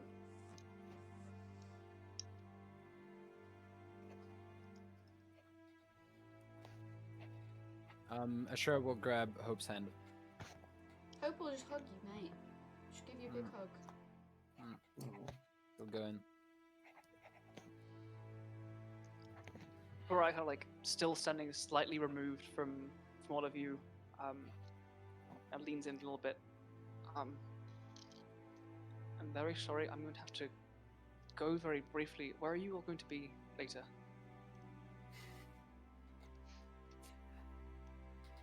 I don't know. We were going to see my family. And fight a hag. That was said dinner that. planned. I heard a voice from beyond the grave. Yeah. Our was families probably have to wait. Maple's family comes first right now. I think we need to go back to Yalenhall Manor. I think so. Yeah.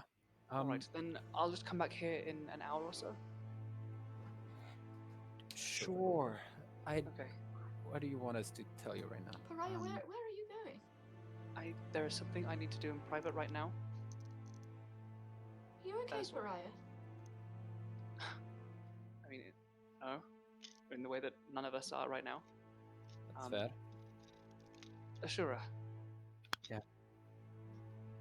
I need to ask something of you, and I need you to say yes, and I need you to stop asking.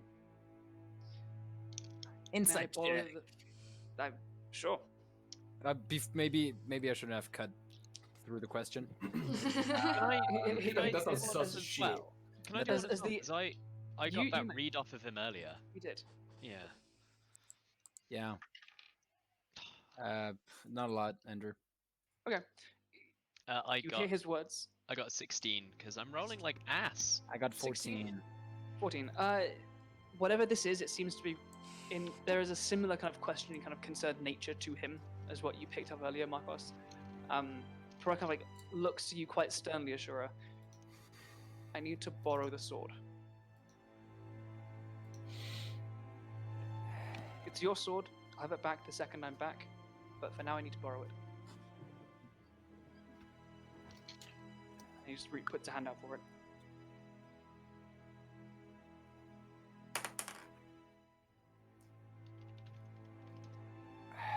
You said no question, right? I did. Answers later or like never answer? Like I feel like answers later is kind of Perhaps.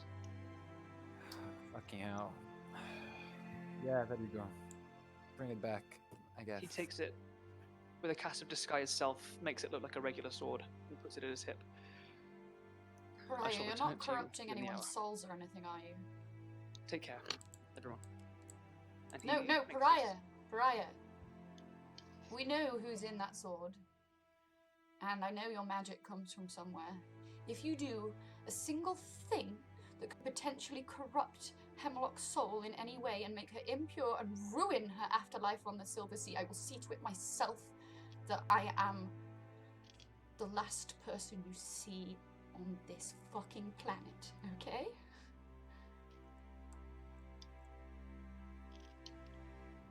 I second that. I thought that. He turns and continues to leave.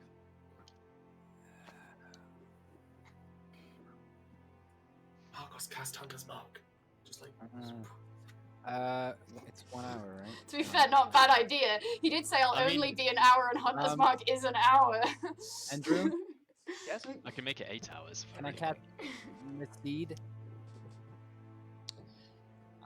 Remind me what the spell does and how you wish to use it. It's basically I go invisible and there's like a fake version of me that stays where it is, and Sure. it's like an illusion. Oh.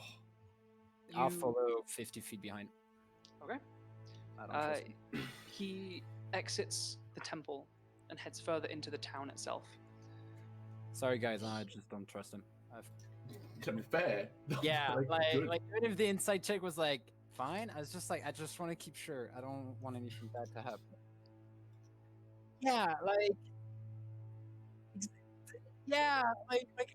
I felt like I don't want to be the untrustworthy guy. I just wanted to be like, sure, you're our friend. Also, sus as fuck, dude.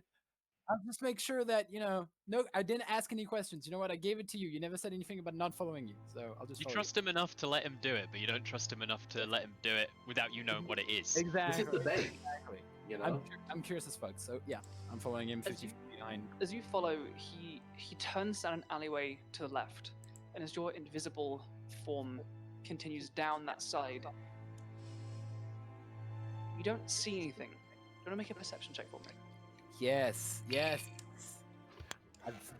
is why I have expertise. Come on. Fuck. Sorry. Is it? No, I don't. I just have disadvantage on it. It's 14. 14. Yeah. You don't see anything, but you hear a slight of footprints through wet, slightly puddled cobblestones. Everybody's fucking invisible now. Bruh. Cool. That sucks. I'll try You to can follow the down street. sound. Yeah. I'll Okay. try to follow the sound as much as I can. You continue following, you come to a small intersection, you take a few moments to just kind of check either side.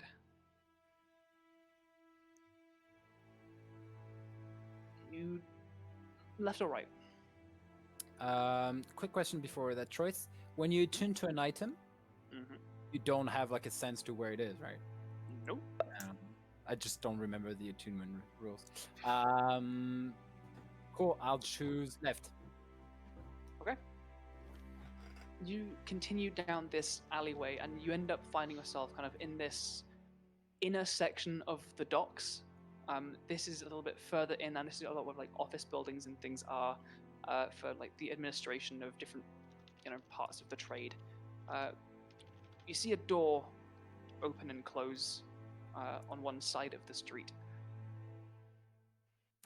I go. Okay. Make a stealth check for me with advantage because you're invisible. Okay. I'm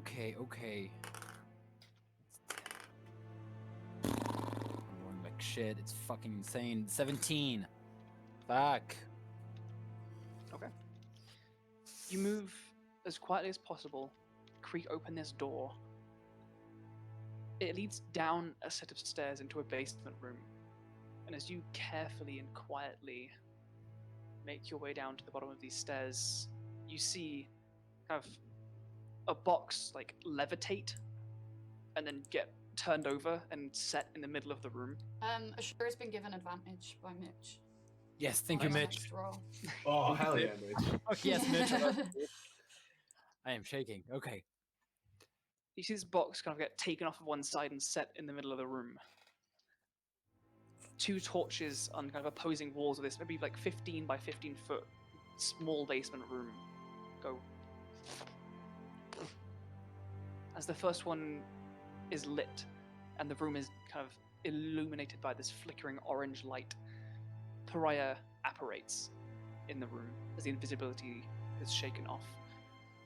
His disguised self is gone, and you see as he turns his torn open cheek and the glinting white of his teeth. He pulls the sword from his hip. As the disguised self drops, it regains its original form of the crystalline red steel blade, the hilt that is that kind of yellowish crystal. He sits on the box, lays it across his lap, kind of flat, lays his hands, one across the hilt, one across the blade. He just kind of bows his head slightly, eyes closed.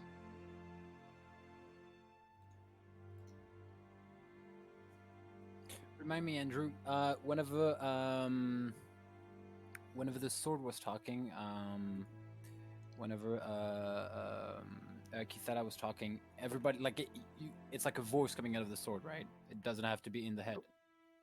It's telepathic. Is it always? Oh yeah, okay, yeah, it is always. Okay, cool. Well, I've got an hour of invisibility. I'm just gonna watch him. There's nothing else I can do. Okay. 10 minutes go by. 20. It's a long-ass discussion. 30. 40. About 45 minutes pass. Brian kind of sighs, shakes his head slightly, straightens his shirt and his coat, casts disguise self once more just to obscure the scarring in his cheek and change the appearance of the sword, puts it back at his hip, stands and turns to leave. Cool. Can I do that thing where you try to get back to the place? You know, when your parents leave and you see them leave and you're like, you need to run back to the house before, So I'll try to do that. Cool. It's relatively easy. Go ahead and make one more stealth check as you leave. Sure, that makes sense. Hear you leaving before him. You have advantage on this roll. Yeah, I have advantage and I will use it. It's cool. It's a 17 again. I rolled a 10 and a 3, so. Okay. But the first roll was 10. But thank you, Mitch. Anyway, you took away 3 from my die. Only You have slip a out the +7 to door. stealth. Each did. You step out of this door in this back alley, and for a second, like, which way did I go? That's the way. You tootle on back as you kind of pause ever so slightly to just check. He exits the room and doesn't seem to be panicking at all. He doesn't seem to be like glancing around suspectedly. And you are fairly certain that you've gotten out before him, and it's pretty easy, especially as you're invisible still, to get back to the temple before he does. While Ashura is on this little reconnaissance mission, Hemlock, busy tending to the wounds of others while coping. Markos, Nute, Hope, is there anything that you guys would like to do? I think Markos would have gone and helped with some of the soldiers, just to take his mind off things. Sitting around and being mopey isn't productive. But before you go, Hope will use her Asimar healing hands on you, and you know the little wave of golden light that makes her halo just flares for a second, and golden light comes from her fingertips and flows through you, and you get that little kintsugi pattern on your burned scars. As Hope gives you 11 points. It's not much, but it's something. It is something. He'll sort of squeeze your hand. Oh, nice. That puts my health up to 69. Hell yeah, baby! Nice. Nice. I mean, those are famous last words. I wouldn't brag about that. Oh shit, yeah. Not the flake. Yeah, he'll just sort of Didn't go well I last imagine time. you sort of take his hands when you do the healing. So he'll just squeeze your hands and sort of give you a sad smile.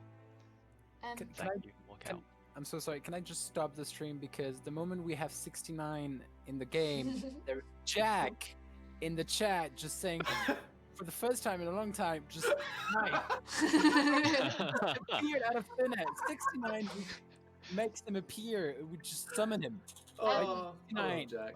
Jack's amazing. Before I'm- you go, Markos, and while quite a few people, well, 3 of us at least are still in earshot, I will just be like, I think we should get to Marigold as soon as we can. She should hear it from us and not from some terrible rumor or hearsay.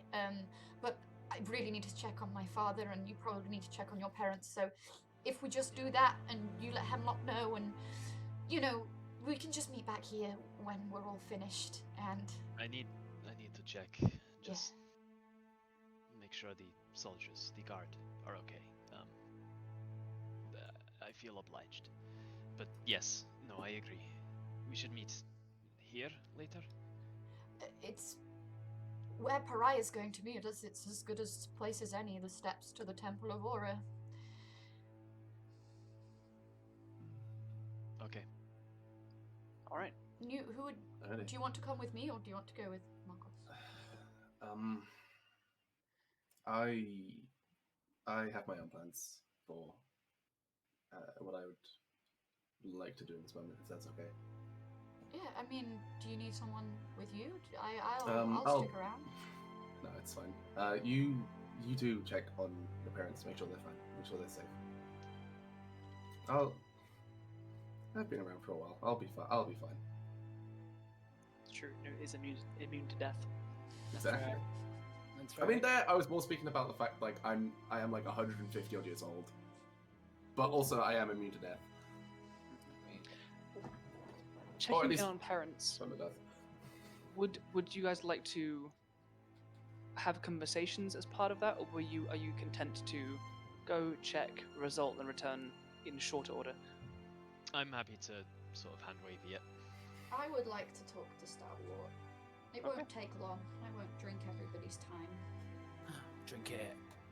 Markos, you Sure. return after checking in on the guards who are, for the most part, taking stock. They're making sure that the bodies are being taken care of. They're making sure that damage is being assessed, and ensuring that there are no bodies that are still alive and wounded. And so if there are any to be captured and healed, then they can be done. That can be done. We got a hydrate redeemed. Alright. I need to feel that. Heading. Good thing it's the break soon, because all these hydrates are making me need to go. Yeah. I think Yeah. I'm going to pick up a bottle of wine in the break, guys. Oh yeah. Oh yeah. Fucking hell. Checking in back home, you find both your parents are there. Your younger brother, Yep, is also Jakob. there. Jakob is also there. Yeah. You can see your father is standing outside the door, kind of looking to kind of see what's going on, and seeing you approach, runs out and gives you a hug and ushers you in, and without asking, immediately gets some tea on the go. But it seems that they're all safe. They heard the explosions and went locked themselves in the house, closed all the shutters, and they didn't really see much more of the conflict than that. Good. Um, I'll just check in, make sure they're okay. Spend a nice bit of time catching up, decompressing. I'll ask about my sister if they've seen her. They have not in a while. The last time she was here was maybe 2 months or so ago. The flickering she's torch expanded. just redeemed a hydrate. I'm finishing my ice cubes. That might make hydrate more expensive, so you're not all pissing all the time. Oh my god. It seems Katarina's doing pretty well for herself, though. Karella, my apologies. She's expanded slightly. She's actually got a few other wagons as part of a small, almost like a fleet together. She has people working for her. Yeah, she's business as usual. She's very Jack much- redeemed hydrate, and I think it's because Jack's a twat. You guys, I have nothing left. What else can I do? I'm empty. I'm empty, but like I feel like We'll refill the break. Don't waste your nit bits right now. We're about to break and we're out of our glasses are empty. I have a hydroalcoholic gel. Does that work? I feel like I should. But yeah, she seems safe. They haven't seen her in a while, but she's doing quite well. Good. Cool. Hope. Mhm. You make your way back towards the center of town, back towards the Summerhold estate. The staff are there. There are some guards there as well that seem to be posted outside the gates of the estate itself. They recognize you and they let you in. They gather Anthony, who hails your approach, and before you can even get to the front door, it opens and your father is there in kind of his normal fancy robes. His hair is a little bit longer than last time you saw it. It's pulled back. He's let his facial hair grow a little bit. It is groomed, He's but got it's a not lockdown quite there to look, full is beard. what you're saying. Yeah. It's not He quite. glowed up in lockdown too. Yeah. Hope, what are you doing here? Come here. And he kind of gathers you. What's going on? I just don't let go. I just hug him a real long time. Like within a couple of seconds, he's like, "Oh, okay." He's like strokes your hair and like ushers you in. He's like, "Oh, Oh, guys, I want to hug my real dad. Oh no! I want to hug Meg.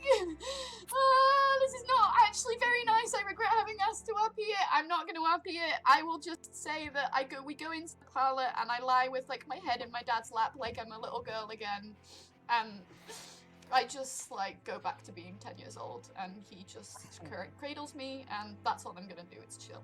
I can't give a fake dad a hug. You guys, I just want to give you all a hug. You notice Gale is also there. He's like a half done puzzle. Which has Is like my dad a bisexual king? Can I ask this now? You can ask Stoll if there are a couple of you. I don't think I'm not. Hope's mind is not on that right now, but Okay. but like I think a month from now she'll be like, wait, hold on, and like write to her dad like, Dad, are you bi? By the way, But Jordan, get out. Where are we at? Perfect. So while you're there, Markos is out checking in on family as well. Nute, Hemlock is still in the temple, kind of quite nearby you at the start of this, tending to wounded and things. What would you like to do? For this time, Nute is just going to head back to the docks, head back to where Maple was taken away, and is just going to sit down and clutch the pendant of Erngetten on his around his neck and just do a little pray. Thank you for And- following Is there anything- Hyperbeam. Sorry. Because that'll, and so he'll do the prayer. He'll sit down and basically just sort of meditate there almost, and then just before he leaves, he will cast Druidcraft and create just a small pile of maple leaves Yo. in the spot. Perfect. Alrighty. as these various small tasks of checking in on family, of taking care of small pieces of business, of spying on pariah, in their own time, they'll come to their natural closes, and we'll say mid-afternoon of this day, you will reconvene at the Temple of Aura, and we'll pick up there after our break. It's a little bit early, but I think this is a nice moment to pause. Plus, I think all of us need to go to the bathroom. Yes. Be back Oh, here I am in better. half an hour, where we pick up with what happened next. Can Thank I you so much for being with us. ask for a reconvene on a specific moment? Can when we all get course. back, we all just do a group hug because we actually haven't had one yet, and we all split Yeah. different ways. And Yep. a group hug with a maple-shaped hole in it, and that's not very nice. But yeah. Ooh. I agree. Cool. Thanks. Thank you so much, everyone, for being with us through this. I know it's been a bit of a roller coaster over the last session and this first half, and there's more to come. Have you? We see you. Go hydrate. Go to the bathroom if you need it. Go give someone a back rub. If there's someone you can give a back rub to, they deserve it. So go and do that. If you can't, just if you can. Oh my god. if you can't, just tell someone like give them like a verbal hug, like a hey, you're great. Yeah. Yeah. So do that. Be back here in let's say what 10 past. Yeah. So be back here at 10 past. 10 10 Pick to. up. Sure, that one. 2, not 10 past. Half an hour. 30 minutes. 30 minutes. Go break. We'll be back soon. Love you. Bye, Bye. everyone. Love. Bye. 30 minutes. See you soon.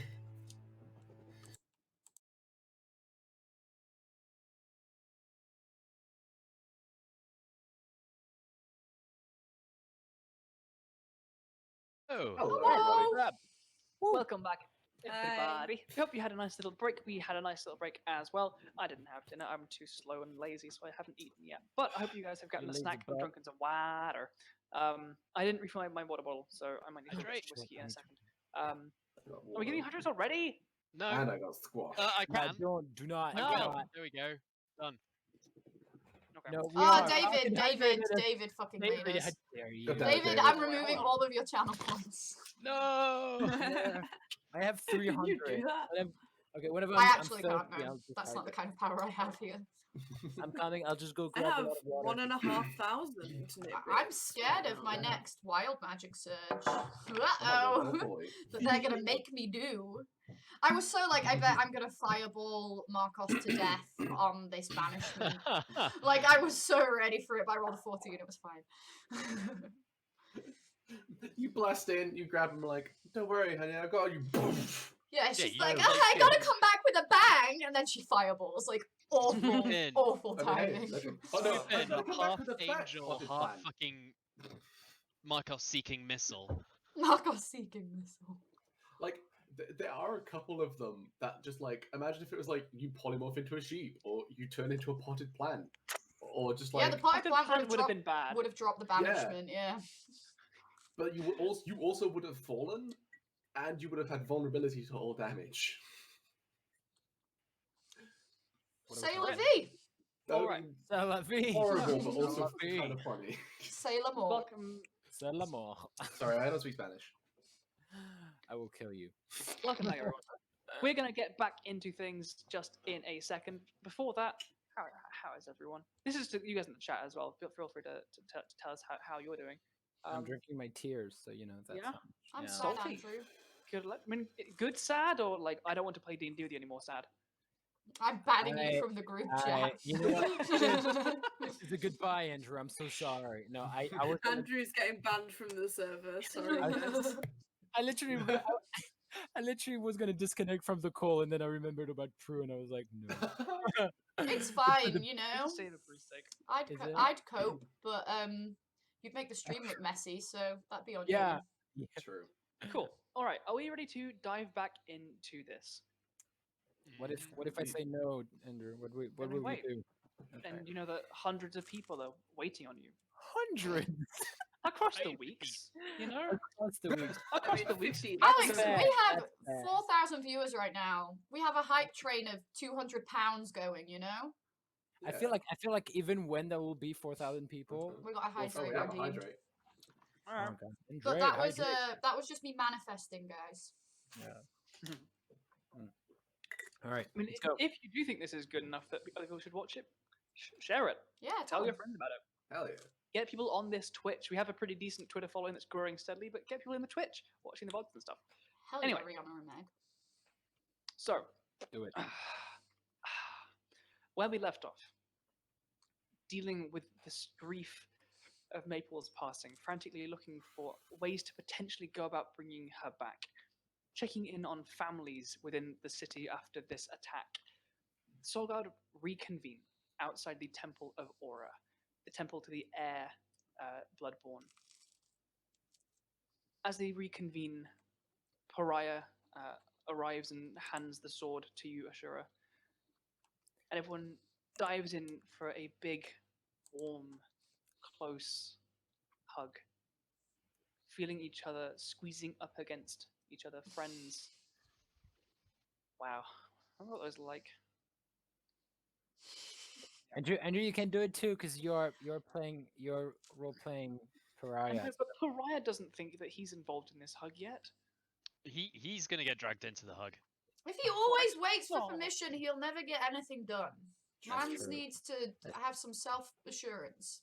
Okay, Riona, come on, let's do it. Okay, Maggie, Sure. you're with us in spirit. You're with us in spirit. Quite literally. Literally in spirit.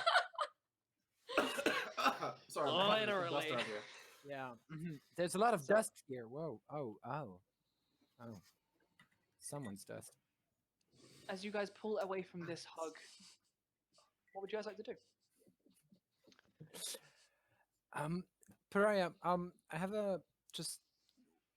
Can I ask questions now? I feel like you said maybe, so I'll ask about the maybe. Can I know what you did with the sword? I feel like I simply had a conversation. about about what? Just I'm Make a curious. persuasion check. Yeah, let's do it. I just see how the weather is That's down not there. 20, bitches. That's a nat 20. That's 31. I Slightly don't low, know. Yeah. Yeah, that's like tons. Yeah, that's 31. You tell me everything, Andrew. You tell me everything. Grief does funny things to people. He kind of casts his eyes to the ground slightly. Presses his shame. fingers together, turns his feet inwards. Be ashamed. I looked at you. I know what you did.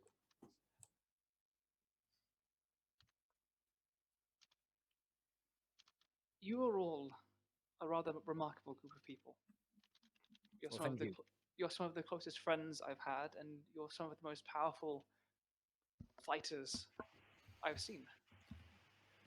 A lot of compliment.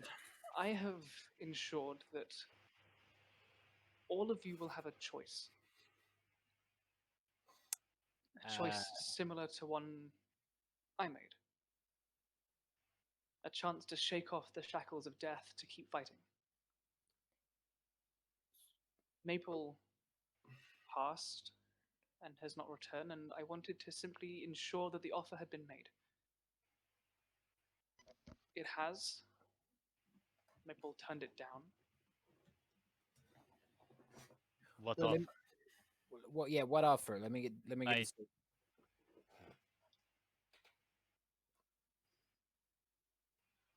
An offer to buy time on this earth before an eternity of servitude.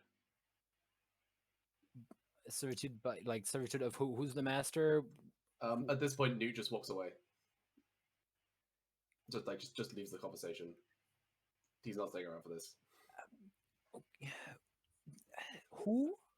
Who like talking to? So you're talking to the swords of the hells.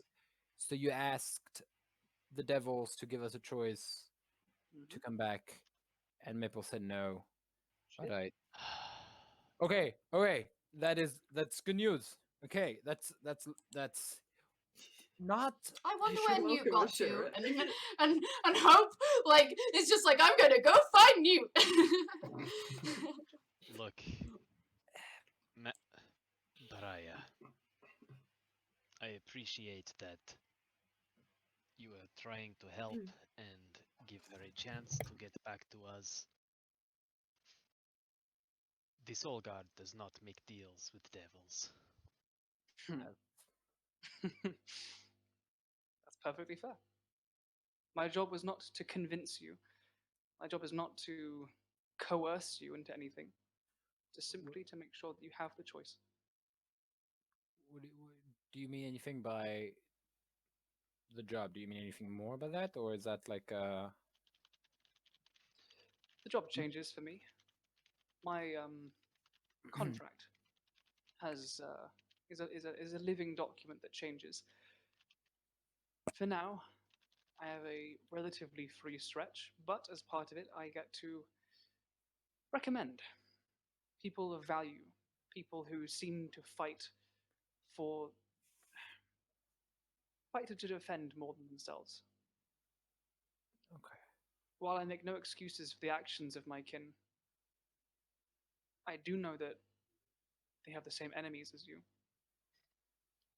Yeah, Kitara said the same thing. She is kin.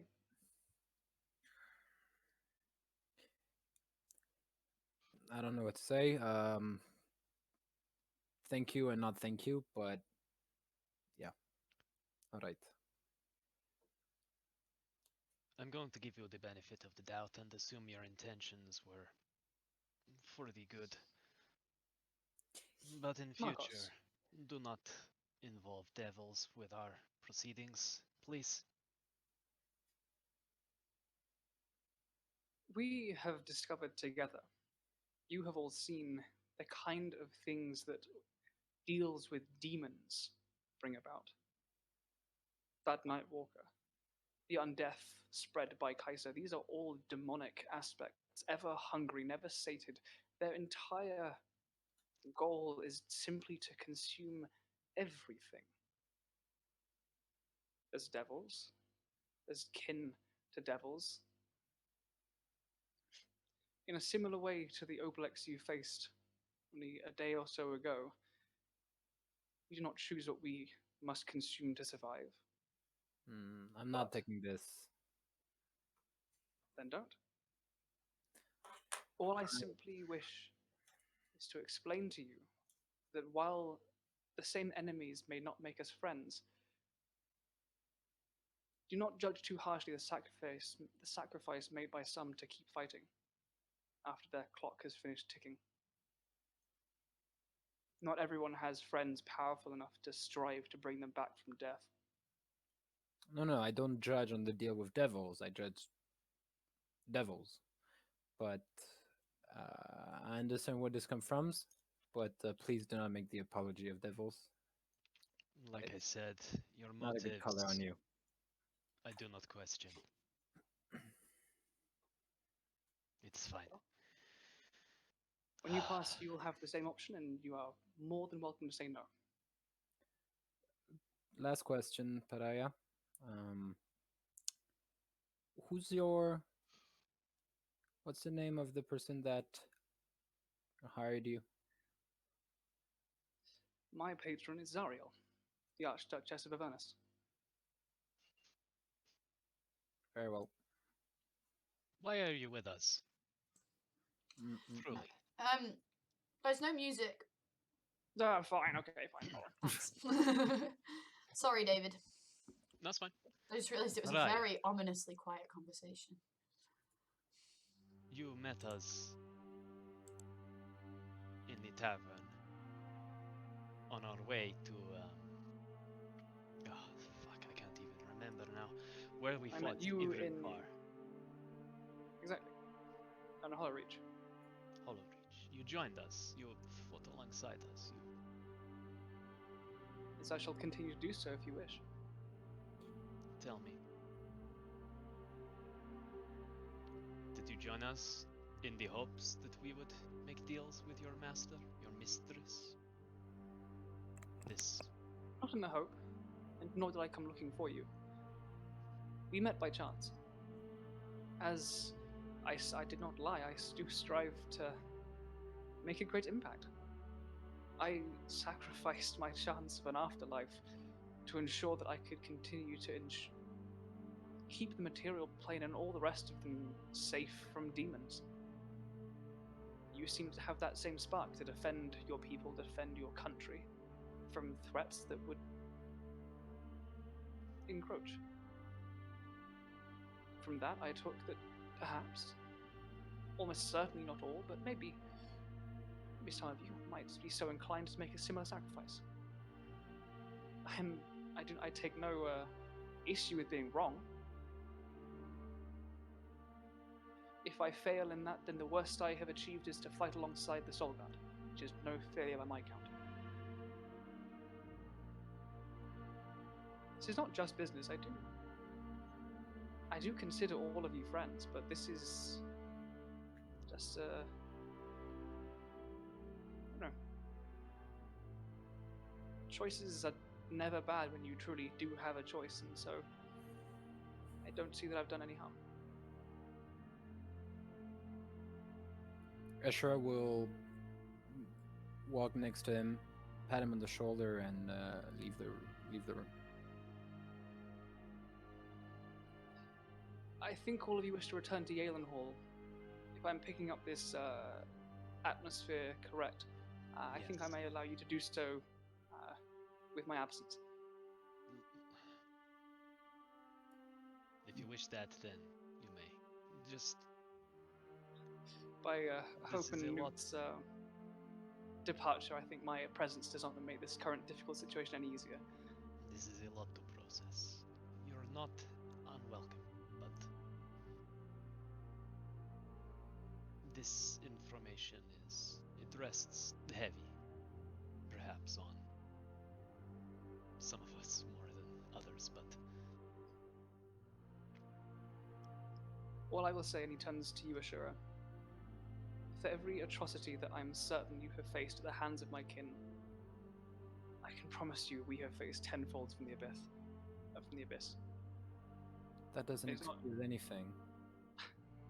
I did not offer it as an excuse. Then as what? Reason? Sure. Simply valuable information, perspective I think important for you to try and consider. But if you need me, I believe Hope still has that Silver Raven to contact, if you so desire. the party has it. Hope doesn't. The party does, though. Ashura has it. I used it to throw shade at Ashura. That was my last act. That's true. Okay. That's Well, I believe one of you still has that Yeah, Silver but we Raven. do- so we do have contact me if you need. Don't stray too far. I'll be We no more have than a day come away. to trust and value you and count you as a friend as well. You're still a But- friend, Pariah. Maybe some time for us to process is needed. I hope you understand. Of course I do. I shall be maybe a day or two away from you at most, so worry not. I'm here if you ever need the assistance. But for now, I think the rest of you could do with reconvening with Hope and Nute and getting onto Marigold. That is true. He stands and straightens his coat. You see his Gonna- crossbow slung across his back, kind of just like shovels into place. Takes your hand and gives it a good shake. Quick, It is cold as Grip. ever. just a nod, and I'll walk away. Such a badass. He nods and turns down another street, walks away.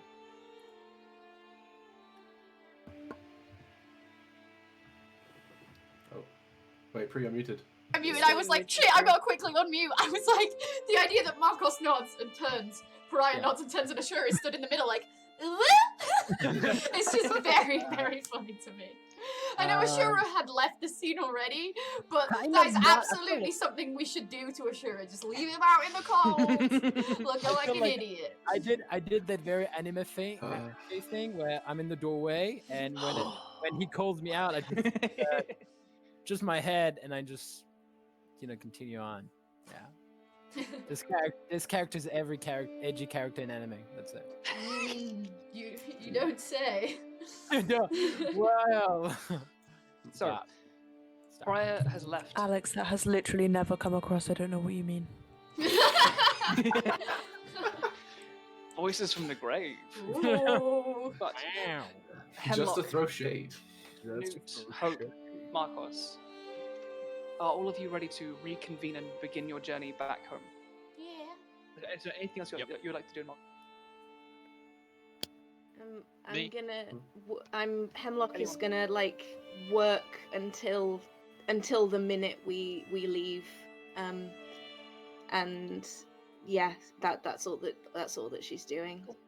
Does As anyone you're in working- particular want to go get Hemlock? I was about to say I will. Yeah, okay. Nute will, when we're about to head out, go to find Hemlock to let her know and to take her hand. As you guys are both heading out, Hemlock kind of like washing your hands, the blood and the grime that kind of worked its way under your nails from tying all these bandages. You catch a glimpse out of the corner of your eye. Buffett doesn't stand or like follow, but she does seem to like look up and observe your departure. I'm gonna very quickly kind of like I'll squeeze Nute's hand and I'm just gonna walk over to her and not say anything, and if she'll let me, I'm just gonna give her a big hug. She takes it. Sure. Yeah, and then I'll turn away and I'll go back and hold Nute's hand again and leave. Alright. Well, with that, as the afternoon closes in, Solgard begin their journey back towards Yalen Hall. It will take a rest in Clearwater Woods, in Clearwater Forest. So mark yourselves all the long rest. Move us on to the next day. And it is an easy, pretty standard journey. It rains a little bit during the day and gets quite chilly as we are fast approaching mid-autumn. But eventually you do find yourselves walking down the familiar entry road. The trees, familiar ones now, as you approach your home. You find yourselves at Hall Manor. You see already, actually, as you're approaching, over the wall to the courtyard, this like kind of just reaching branches of a young tree. You can see in your outhouse where your workshop is, there is smoke rising from the chimney.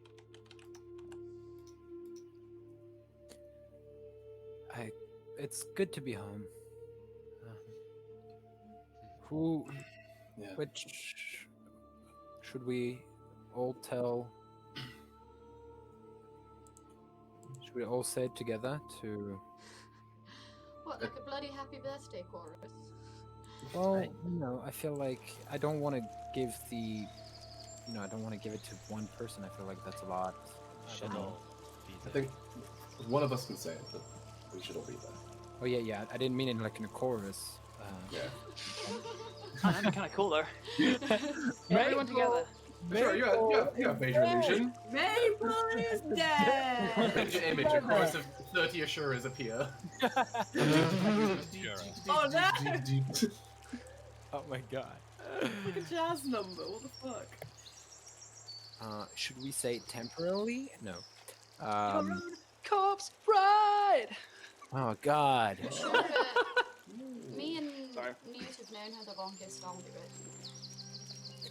Sure. Yeah. I don't think I have the strength to do it, so. Andrew, how big is Willow? Willow is a medium creature. Willow Oh, is okay. like the size of He's like a medium, yeah. big dog, like a So, like, like the a, size like a of, German like- Shepherd. A big German Shepherd. He's a biggie doggy. Big enough for a Yeah, nose me, to ride me on. and Willow He's a were like biggie doggy. the same size. Me and Willow were like the same height. Like, Okay. Willow's quite large. Big rabbit. Never mind then. Wait, Andrew, you did say to mark a long rest, right? Yes, you guys Yeah. rested in Clearwater Forest on your way. Sure. The Maldron Yellenhall connection is a day and a half journey. I like to think, guys, that our journey back was just like so quiet. Like Yeah. so uncomfortably quiet. Oh. Just us together. And I like that Jordan is like, do we have a long rest? And I'm just like, sure, that doesn't change anything for me. I think we all probably take a point of exhaustion. Like, let's be real, who's sleeping? Hemlock's probably Yeah. sleeping. Hemlock worked very, Emotionally very hard. Hmm. I've just been hanging out sucking Dragonborn Daddy. Fuck yeah. Yeah, we'll have that. Getting your new helmet fitted. Yeah, we'll have that talk later. Hmm. This is a weird link. Fit in a helmet somewhere. Wait, what? No, Uh, I don't date him anymore. No. He's not my boyfriend. Just a booty call. Princesses now, you understand? Okay. Thing. Right. You guys wanting to wait for Riona to return? Yeah, I thought we would. Yes. For now, just in case. Yeah. Especially like, you know, if druid shit goes down. Do we tell Marigold it's like there's a chance, you know, like we'll do everything we can to bring her back, or we just I mean, like yeah. We'll yeah, say about that stuff as well. yeah, I felt like that wasn't a question. We're not going to Like, your hide the wife is fact that we'll dead. try and save her. Your wife is dead. We're not going to mention the fact that we are going to try and bring her back or anything. Like, Yeah, we'll just let you assume that she's gone forever. You know, I asked the question, and while I was asking it, I was like, yeah, that's dumb. Yeah, that's dumb. Okay. Yeah. Yeah, bruh. Do you mind if I have like a talk with Kithala like later on in the game? I feel like it's Your sword? Yeah, sure. Take my fish. it is my sword. Yeah, I'll tell her that. She'll just wave me away. She always does. It's fine. Don't look, Ashura. You shouldn't objectify devils, right? But it's a literal object. It's a literal object. Hello, sweet Riona. Hello. Hello. So, do we assume that Marigold is in the workshop? Fire? I'm just gonna go and knock on the, like, it's our Yeah. house, I'm gonna go knock on the door. Knock on the door on our own house. I feel like we have the keys. Yeah, but we've got servants who open the doors for us. Do you like? Yeah, when was the last time you turned the door handle, Ashura? Come on. We've got people for that. The young steward Felix opens the door. Remember how Felix and Cancer are going out, guys? Holy shit. Yeah. Mhm. That didn't take long. Welcome back. Should I tell Cancer to start on dinner? Can you go and fetch Marigold right away? Tell her we'll meet her in the courtyard, and I'm just gonna go straight to the courtyard. Of course, yes. Actually, I will Glances signal the around. others to go through to the courtyard, and then I will lean into Felix and be like, Maple isn't going to be coming back. Maple has passed on to the Silver Sea, and we'd like some privacy if you could. Yes, of course. It's such. If you could take the burden off me of sharing these views and share it to the Don't rest. worry about a thing. Okay. Done. Do you need any drinks? Anything to like sorrowfully toast things? I think can have a them little left out hot in the water parlour. so Hemlock can make some tea. But other than that, yeah, no, we'll of be course. fine. If you want anything like left in the parlor so that you can go and have drinks but still be in private, do you want anything left out like that? I mean, If Cancer could just start on some food in case anyone needs it, that's fine. Honestly, I can't come up with a meal plan right now. Just anything. no, of course, that's. Thank you, Felix. Cancer You're falls, wonderful. yeah, no, of course. And I'll give get this leaf. Marigold and I'll tell him the rest. You know, like, does yes, mum, and he scampers off to get all of that done. Are the rest of you just heading to the courtyard? Is there anything else you would like to do before Marigold arrives? I'm guessing we're meeting up near the Livingwood sapling. I thought that would be nice. Yeah. Markos will just already be there then. Oh my god, we have to go kneel by Nute's old corpse. Oh, Ah. it's so weird. It's like poetic and nice, but weird.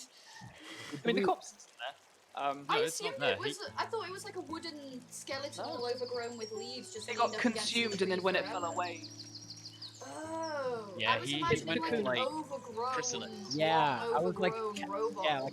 yeah, like And Castle that's pretty Inside dope. That's- robot, you know? That's pretty cool. that's But- pretty Nice. dope. Yeah. Let's make it Maybe happen. that No, is it's your there. body. Do you want it to still be there, or do you want it to have? Not really. yeah, it's not there. Walk It's outside gone. like, oh, hey, yeah, there's my dead body from before. Fair. There's the body I was No, forced thank you. into by a hostile nation that kidnapped me. Nice. But not Yeah, but Hemlock made it That's fair. pretty. Yeah. Hemlock But made it's it very badass. pretty. Okay, Jordan- cool. Jordan- Now it's trouble with sparkles. Like, Bitch, if that ain't us. Quote of the session. Now it's A glittery corpse. All right. While all of you gather in the courtyard in short order, a kind of a set of like teapots and stuff with hot water in a kind of like set on one of the windowsills and left. A few seconds later, maybe a few minutes later, Alex. Yes, I'm thirsty. I'm sorry. We all got a drink. Marigold. Oh, God damn it. You know you can drink when you want, Alex. That's not how you play the game. Only when the stream permits. Only when the You can stream. drink when you want to. As you guys are waiting patiently in this beautiful courtyard, it's still quite damp. It's still raining ever so slightly, but not enough to make being outside like a pain. Marigold comes in, still wearing, well, Meg. For those who have not seen Marigold before, could you give a description of this Yeah, widow? sure I can. Oh no, don't say that. Marigold is slightly shorter than Maple. She's 3'2". She has white blonde hair, always done into intricate braids and stuff on her head. She likes to keep her hair up and away because she's always doing things. She has very pale skin with soft freckles, light blue eyes, and is probably at the moment wearing some sort of like basic tunic, wear boots, and like a flowery apron. Give me 1 sec, I'm just fixing it on the stream. There you go. Turning me into Marigold. Yeah, and I guess she comes out, kind of like brushing her hand down or whatever. It's like, hello everyone. Hope immediately stands up and goes over and like takes Marigold's hand and takes it directly to a chair as like quickly and efficiently as I can. And then I like take her hands in mine and I look at her and I just say, Maple didn't make it this time. I'm so sorry.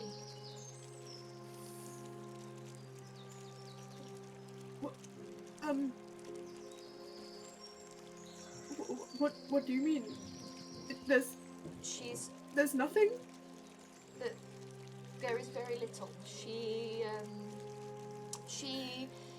has joined with Winnie up on the Silver Sea. Her soul is gone. But all is not lost. There are. Hey, with the Soul Guard, we're gonna do our best to get that soul back in the clean and proper ways that one can. Hemlock here did some quick thinking, and we're gonna journey to Naratos, and we're gonna do everything we can to make sure Maple's not gone forever, but for now, she is gone, and I'm so sorry. At this point, Marigold will turn to Hemlock and be like, well, yes, there are, healing magics. I haven't studied them as much as you have. Well, she kind of tries to, like, choke herself up a bit. And she's kind of fiddling with the bottom of her apron, and she's like, right, well, if you're all going to Naratos, and you're going to try and bring her back, then I'm coming with you. No doubt about it. No need to even ask. Absolutely. It will be maybe like dangerous that we'll protect you. I mean, but, I know that I'm not as hardy looking as my love was, but I have some tricks up my sleeve. I have things I can do. I've been making potions and healing things while you've been gone. Fair enough. At this point, he was going to take a step forward and put a hand on Marigold's shoulder. Say, look, I understand how difficult it is, but remember, our soul is simply waiting. We've done it plenty of times before. No matter how difficult, we will do it again. And And in the meantime, her last request, it's just for us to take care of each other. And that includes you just as much as any of us. And that we will. Right. I should probably go and write to her family. Marigold, Yeah. I can take care of that if you'd like, but I'm sure they'd love to hear it from your words. I'll take care of this little ceremony, something by the lake tonight. I don't want you to have to worry. This is harder for you than it is for any single one of us, and I will do everything I can to make this as easy for you as possible. And she will probably head over to Willow. And just be like, "Oh, darling, I'm so sorry." Shit. Large jackalope, despite not really being able to speak and being a large rabbit, Willow has always been one of the more intelligent jackalopes party? of his litter. And while you, in this current moment, can't like chat with him, you get the impression that he seems to understand what's happened. And the large rabbit jackalope with his antlers just kind of nuzzles hard into you. Yeah, I'll just like put my arms around his neck and just bury my face in his shoulder.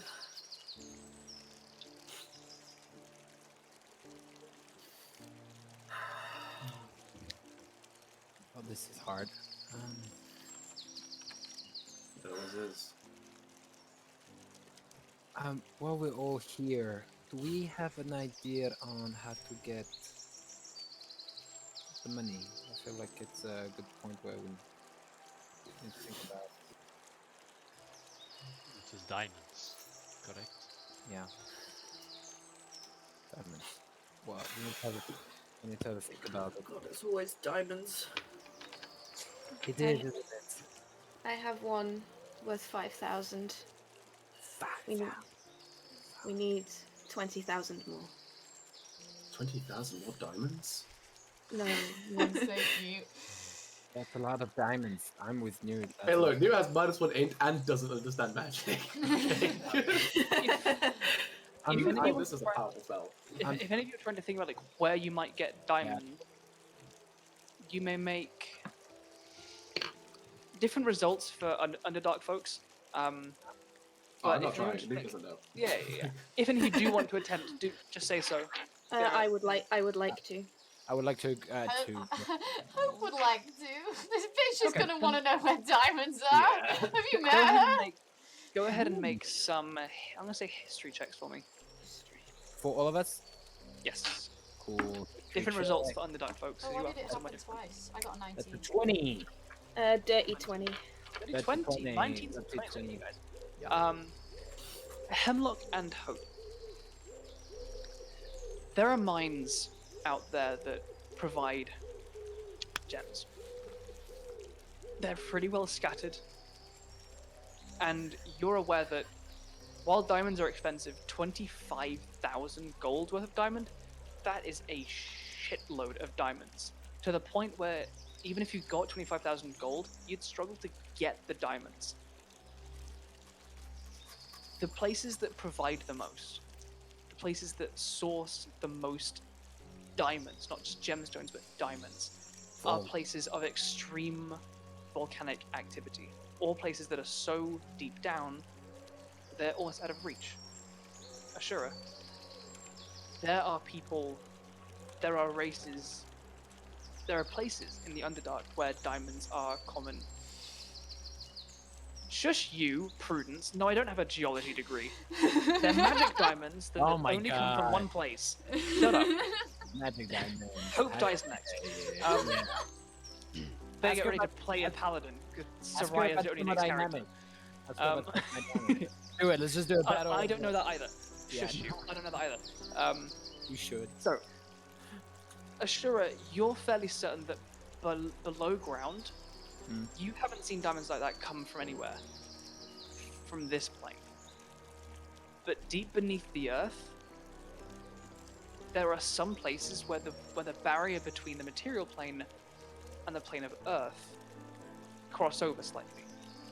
And the Tao, the Jinn of the plane of earth, now they trade in gems.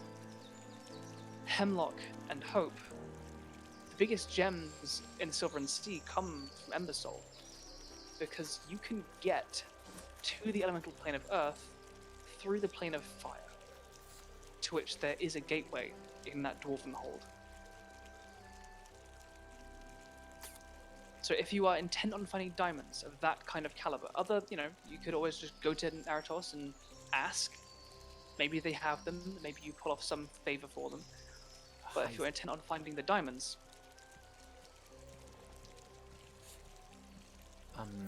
plane of earth isn't a bad place to look. Yeah. Plane of Earth feels like a good place to look. I mean, we can get there from the Underdark, but maybe there's like easier ways to go. I don't know. We used to have a fork to go to the plane of Earth, didn't we?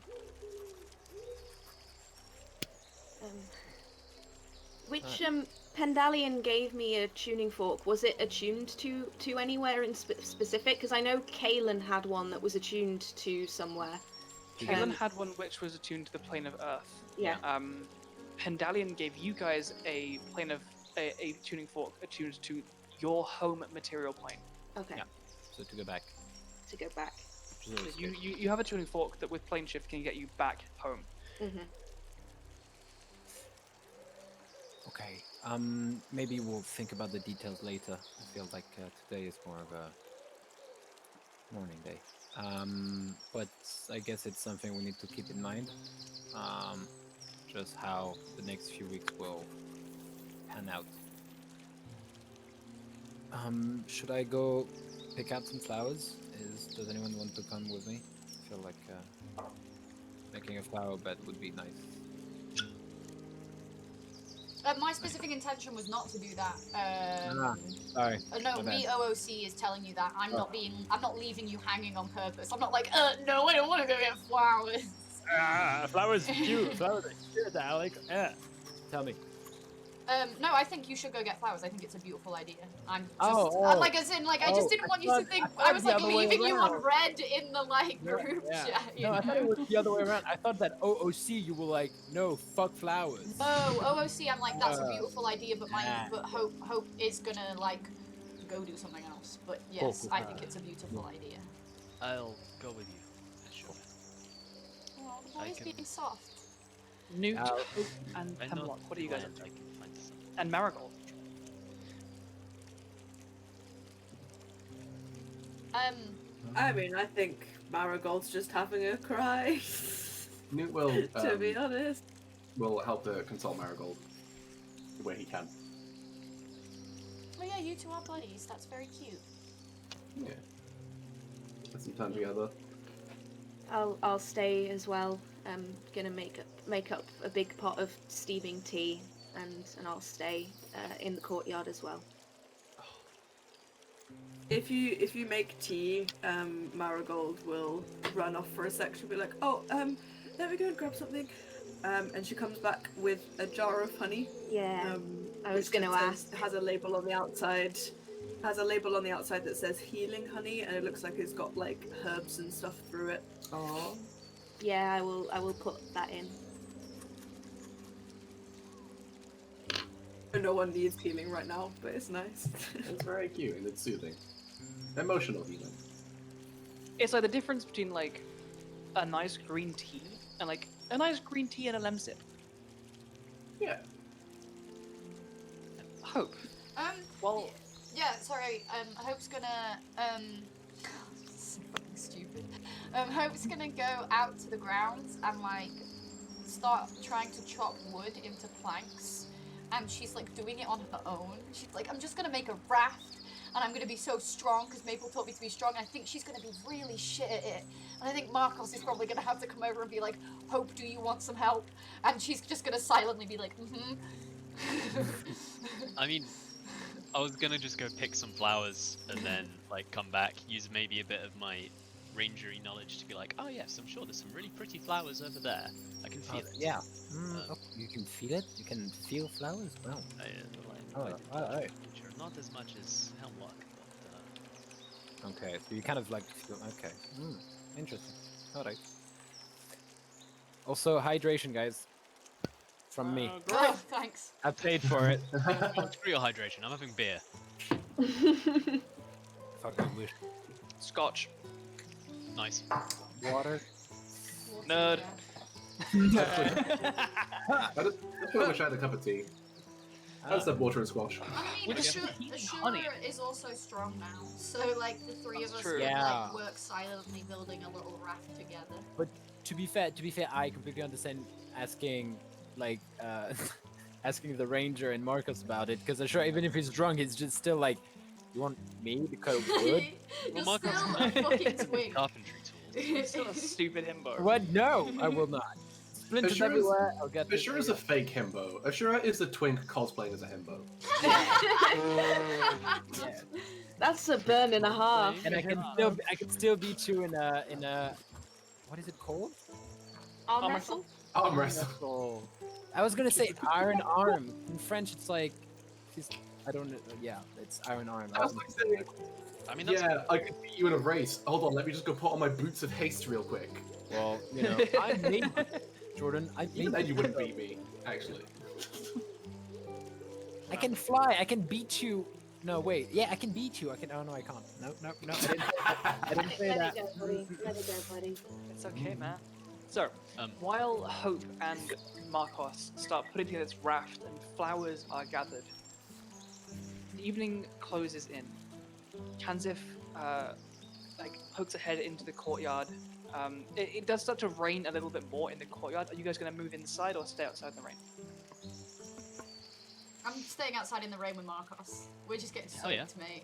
it's just rain. Luke stays outside the Yeah. rain as well. It's just rain. Marigold? Yeah, I'll stay outside. Kanzif kind of pulls out like a dusty, like a tarp thing, just kind of and a couple like sticks, and drives into the ground and makes like a little like a makeshift gazebo in the courtyard, and brings out some food for everyone. God, Cancer fucking rocks. He does. And She's Oh, the best. She's amazing. He does. She comes over to Marigold. And Marigold, Kanzif is probably like one of the staff that you spent the most time with. She's helped you with different kinds of tea recipes. She's always there to help you cook or make anything with different herbs or ingredients, and she's always super excited whenever you bring new herbs from home. And she kind of like drops down to like a squat so that she's kind of level with you. And just kind of takes like your face in her big orky hand, and brings you in for a big hug. Hydrate. And then again, Yeah, we'll hug her Thank back. you, Mitch. Thank you. Blame Alex. Fuck off.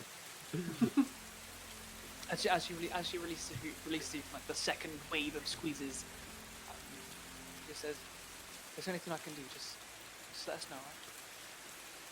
Right? Like ruffles your hair a little bit, and stands up and goes off to get the ketchup. But eventually, as the sun sets in this kind of late autumn, early evening, the flowers are gathered, the raft is done. Would you guys like to proceed with some kind of ceremony tonight, or get things in place for a nice morning ceremony? I thought we should do it at moonrise because the afterlife is the moon after all. That could be making sense. Yeah. Alrighty. The staff are there to bring any other drinks or food or Well- things you'd like for it. What Hope will do is Hope will come in soaking wet to the courtyard where you're all consoling each other with like splinters in her hands and her hair a fucking mess, and just be like, I've made the thing, if you all want to leave something on it as a token to Maple, I was going to light it and set it out across the lake, and hopefully wherever her soul is, it can know what we've given it. I just thought you'd want to know, so I'm not just making you rush and grab the first thing that comes to mind. It's literally what I'm gonna do. Yeah, I mean, Ashura's gonna do it anyway, but everyone else is quite considerate, so I thought they'd want to know. Got an ink pen. Alright.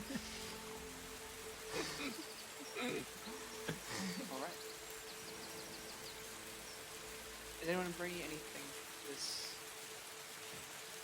I think after Hope finishes the wrap, Markos will set about making little bundles of the flowers that him and Ashura have gathered, setting them around the edges of the wrap. Damn, that was my And idea. after he's done that, he's gonna lay orange maple and fallen off of one of the trees on the keep grounds. And just leave that.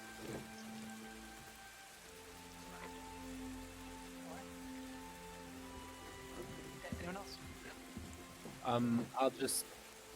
I think Ashura will just put the flowers he's been picking on the boat with Markos. Hemlock. Oh, Yeah. so? Yeah. I can go. I want to take one of my daggers, because I do actually have daggers. I've just literally never needed to use them. I'm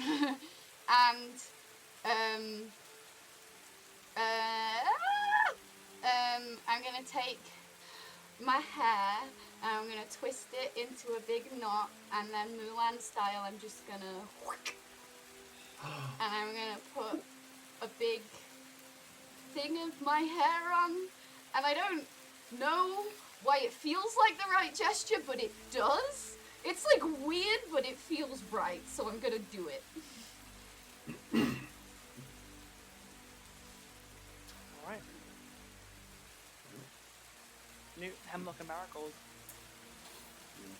Newt looks at his hair for a moment and goes, "No, it'd be kind of cringe if I copied that."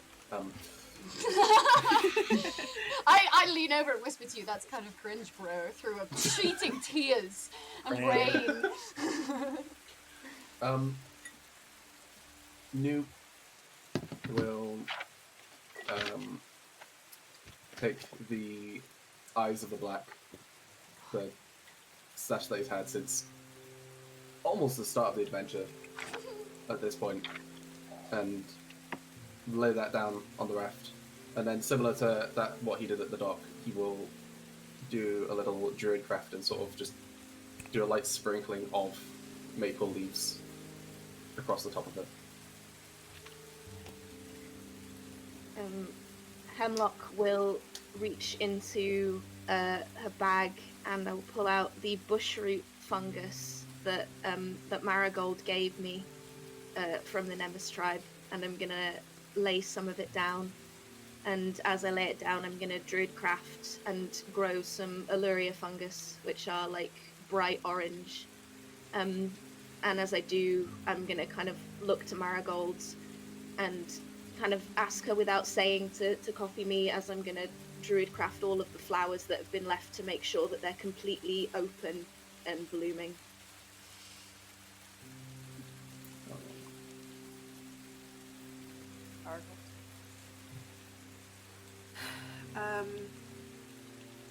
I think Marigold is going to head over and with all of the maple leaves that have been put on, is going to attempt to druidcraft a small trunk and just gather them all together to make a tiny maple tree. Hope, as Hope sees you do this, she's gonna quickly scuttle over to Nute. Nute, something should have dropped when Maple died. Her sash should have dropped. Yes. Yeah. And I will Yeah. like encourage you to come over to where fucking Hemlock and Marigold are. I nearly called. I just brain fart. Hemlock and Marigold are, and like wrap the sash around this little tree and these mushrooms that they're making together with you. Okay. Yeah. Yeah. Nute will do exactly that. Cute.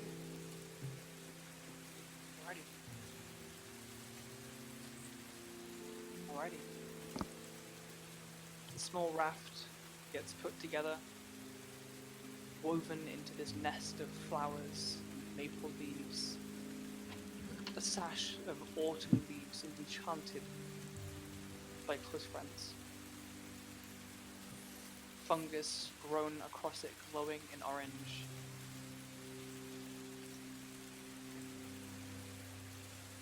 Just as you guys are like finishing up like the actual manufacture of this raft, Eloise, the young human maid that helps to keep a lot of the house clean, that makes her way awkwardly, like kind of quite reservedly down towards the shoreline to all of you, and she has a set of pan flutes in her hands. Hi, I didn't want to intrude or anything. It's We're fine. all back at the house. We're just wondering if there's anything we can do. Come down, join us, grieve with us. Don't stay up there in that miserable empty house. Come down here with us. Would you like she like braces the. Would you like to? I don't know any gnomish songs. I was planning to sing the Durnenthray. You're I more don't know than what that welcome is, to play along. Okay, I can do that.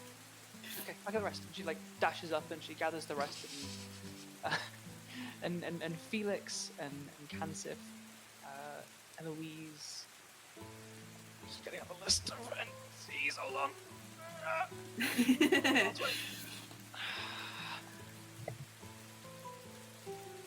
Come on, Ultimate. Don't make this look it's not good.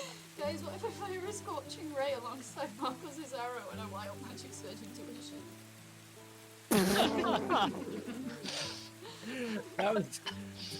That was a very far off exaggeration of like a possible thing that can happen. Felix comes down, the elven steward Malky comes down, Kansif, your dwarven groundkeeper Orisk, both the gnome and the tiefling Sivo and Pelias all gather. You see, like they've all kind of like slightly hastily put on like their nicest clothes, which are quite nice. Like nice enough to like host in, but they're not like super nice.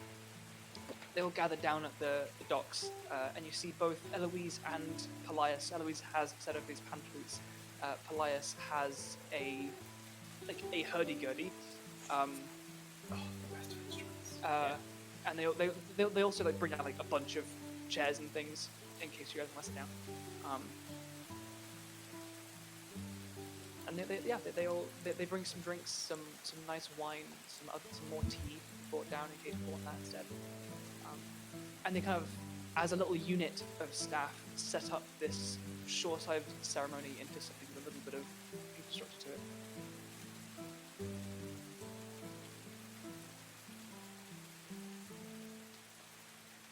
Are we proceeding with the ceremony? OOC? Yes, I think so. It's good. Who wants to push the raft then? I think we all should. Ashura will, if as he looks at everyone, kind of the little guard as he does it, just to check that it's fine with everyone. He'll take out his bow and just put like in a harp form, and play like a not a mournful song, but just like a sad but upbeat sound, you know, like not Melancholy sad. Yeah, like like of remembrance, you know, rather than just like oh shit. But also, yeah. So kind of that vibe, and Alright. he's playing his heart. As you play, both Eloise and Pelias kind of start to join in, hurdy-gurdy, kind of setting up this kind of drone in key in the background. Eloise kind of just kind of like fiddling at the higher end, just like soloing, but very kind of like minimally across the top of the melody they're playing.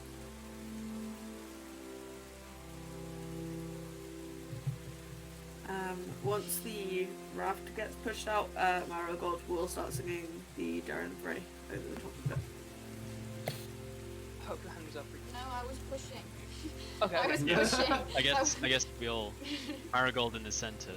Yeah. Alright. Push the raft. This raft, brought together by magic and roots and leaves and twine,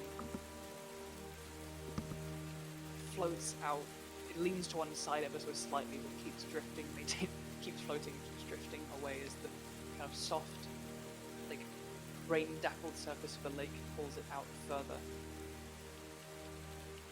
It is a very cloudy night. As you were setting up to celebrate this ceremony, all of you couldn't help but worry that while the moon is up there, you would take away from it, take away from it slightly, the moon wasn't visible. There is a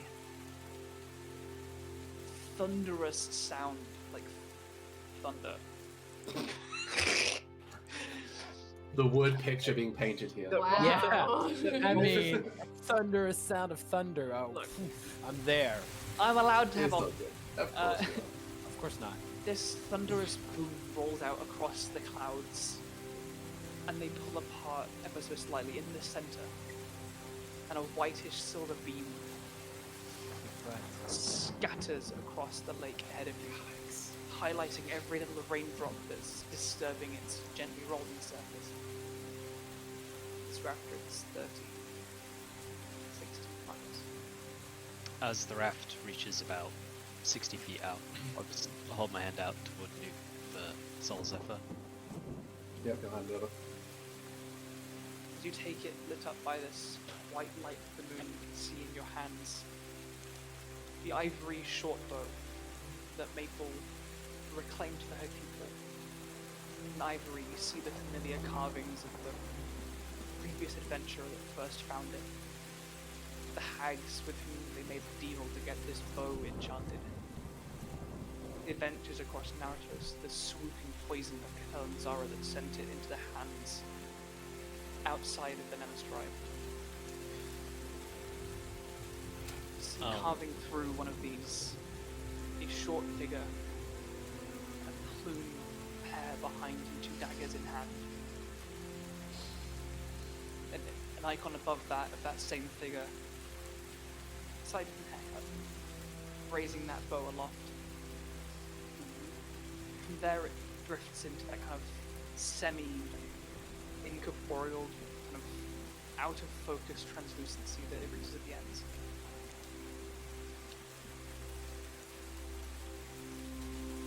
Solemnly, take out a single arrow. It catches fire in my hand.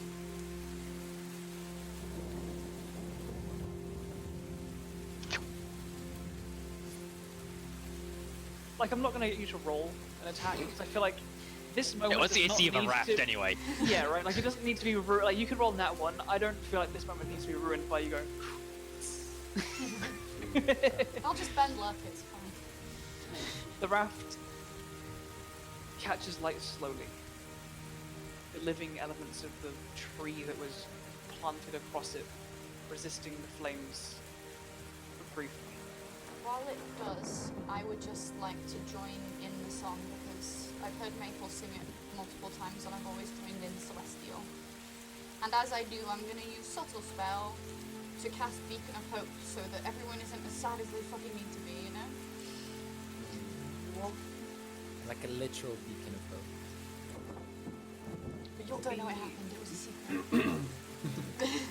Eloise and Pariah and Ashura all providing this instrumental backing to the Dawn and the Prey. This gnomish song sung by tribes across the Eye, across the mountains to the east, is not something you've heard it before in passing.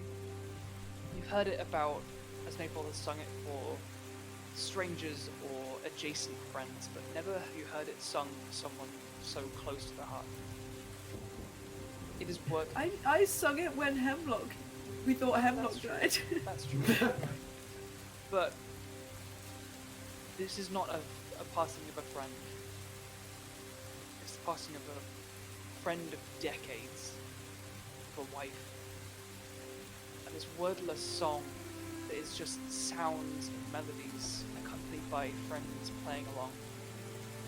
The improvised celestial plays in the hall.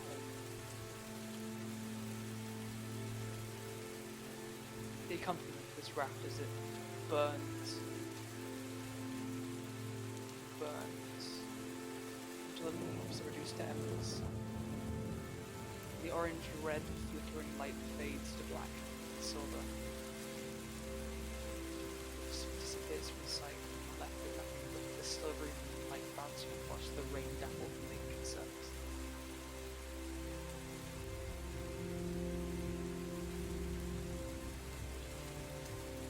And it's half an hour early, but I think that's quite a good place to end my session.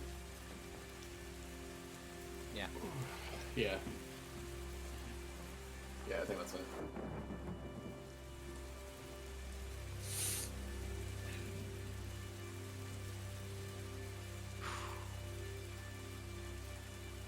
Thank you so much, everyone, that has joined us, that has followed us, that has spent time with us in our Discord chatting shit, that has interacted with us on Twitter while we tweet about this nonsense and other TTRPG stuff, and we hype each other up about just the shit that we enjoy.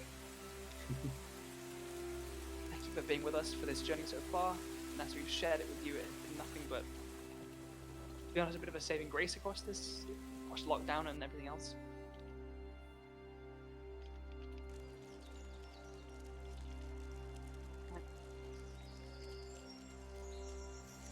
Yeah. Thank you, chat, for joining us and loving us. Thank you, Hellwithe, for the raid. Thank you. I'm sorry that it wasn't a very happy one to join right in a funeral. But hey, you know, that's D&D. There's lovely times, there's sad times. But it's, yeah. Thank you to Andrew for giving us a really good session. The end of it. No, really it's well. up to you. And thank you, Maggie, for being so brave. Yeah. I've had my mic off this whole time, otherwise it would have just been It's I will do the plugs because we're garbage people that can't just have a nice funeral. If you want to follow us on social media, our link tree is right here. If you want to see people in other shows, we do this every fucking Thursday. And it is not always like this, but it is kind of on this train most of the time. Yeah. We've had a lot of death recently in our party. So Thursday evenings UK time, Thursday lunchtimes in the US, you can find us here. Every other Monday we do variety TTRPG streams. On occasion that's D&D, quite often it's not. So if that's what you're interested in, you can come check us out. They're often a lot more goofy if you don't want to just see us crying all the time. Meg and Riona also appear on Witch and Craft Games' Vampires the Masquerade show, where they're a very feral gangrel and a very snooty something. Ventru. And I also appear on a stream tomorrow, a Tomb of Annihilation Dungeons & Dragons 5th edition stream over on Kilted Cajun RPG. And then, if you are interested in digital games, and specifically the game of Rainbow Six Siege, our lovely DM is a caster. And come join the Discord, because he chats very about it good in there, caster, too. and you'll be able to find him. So if you're interested in any of our other projects, that's what we've got going on. Or you can come back and tune into this sad, sorry story every week if you like. We'd love to have you back. Yeah. And I'm gonna just set up a little raid while I can. Cajun is still streaming at the moment. Cajun So. is Raid still Cajun. streaming, Yeah, let's so raid him. Hell yeah. Let's do it. go. everyone say nice things to Kirk. Kirk is great. Kirk Great is man. absolutely lovely. He's He's an a great absolute man. star. Yes. He's Absolutely great. beautiful. You know, if I get it, if you feel like this is a session going to a close, that's you're done with your deep night. I get that because fuck am I emotionally tired. But if you're like waking up, waking up halfway through, and then you've still got some energy in you, go give Kirk some freaking love. Yes. Go He hype him deserves the it. fuck up. He's an absolute gem. Oh, we get one bot right at the end of chat. Tofu, get rid of him. Ah. Wait, I want to become famous. Hold on. And become off we famous. go. Whee, into Wait, the I wanna void. bu- I Into wanna the buy cold void of viewers. Icewind Dale. Woo! I banned someone. Bye, everybody. I want Bye. to I need to pee. Bye. All right.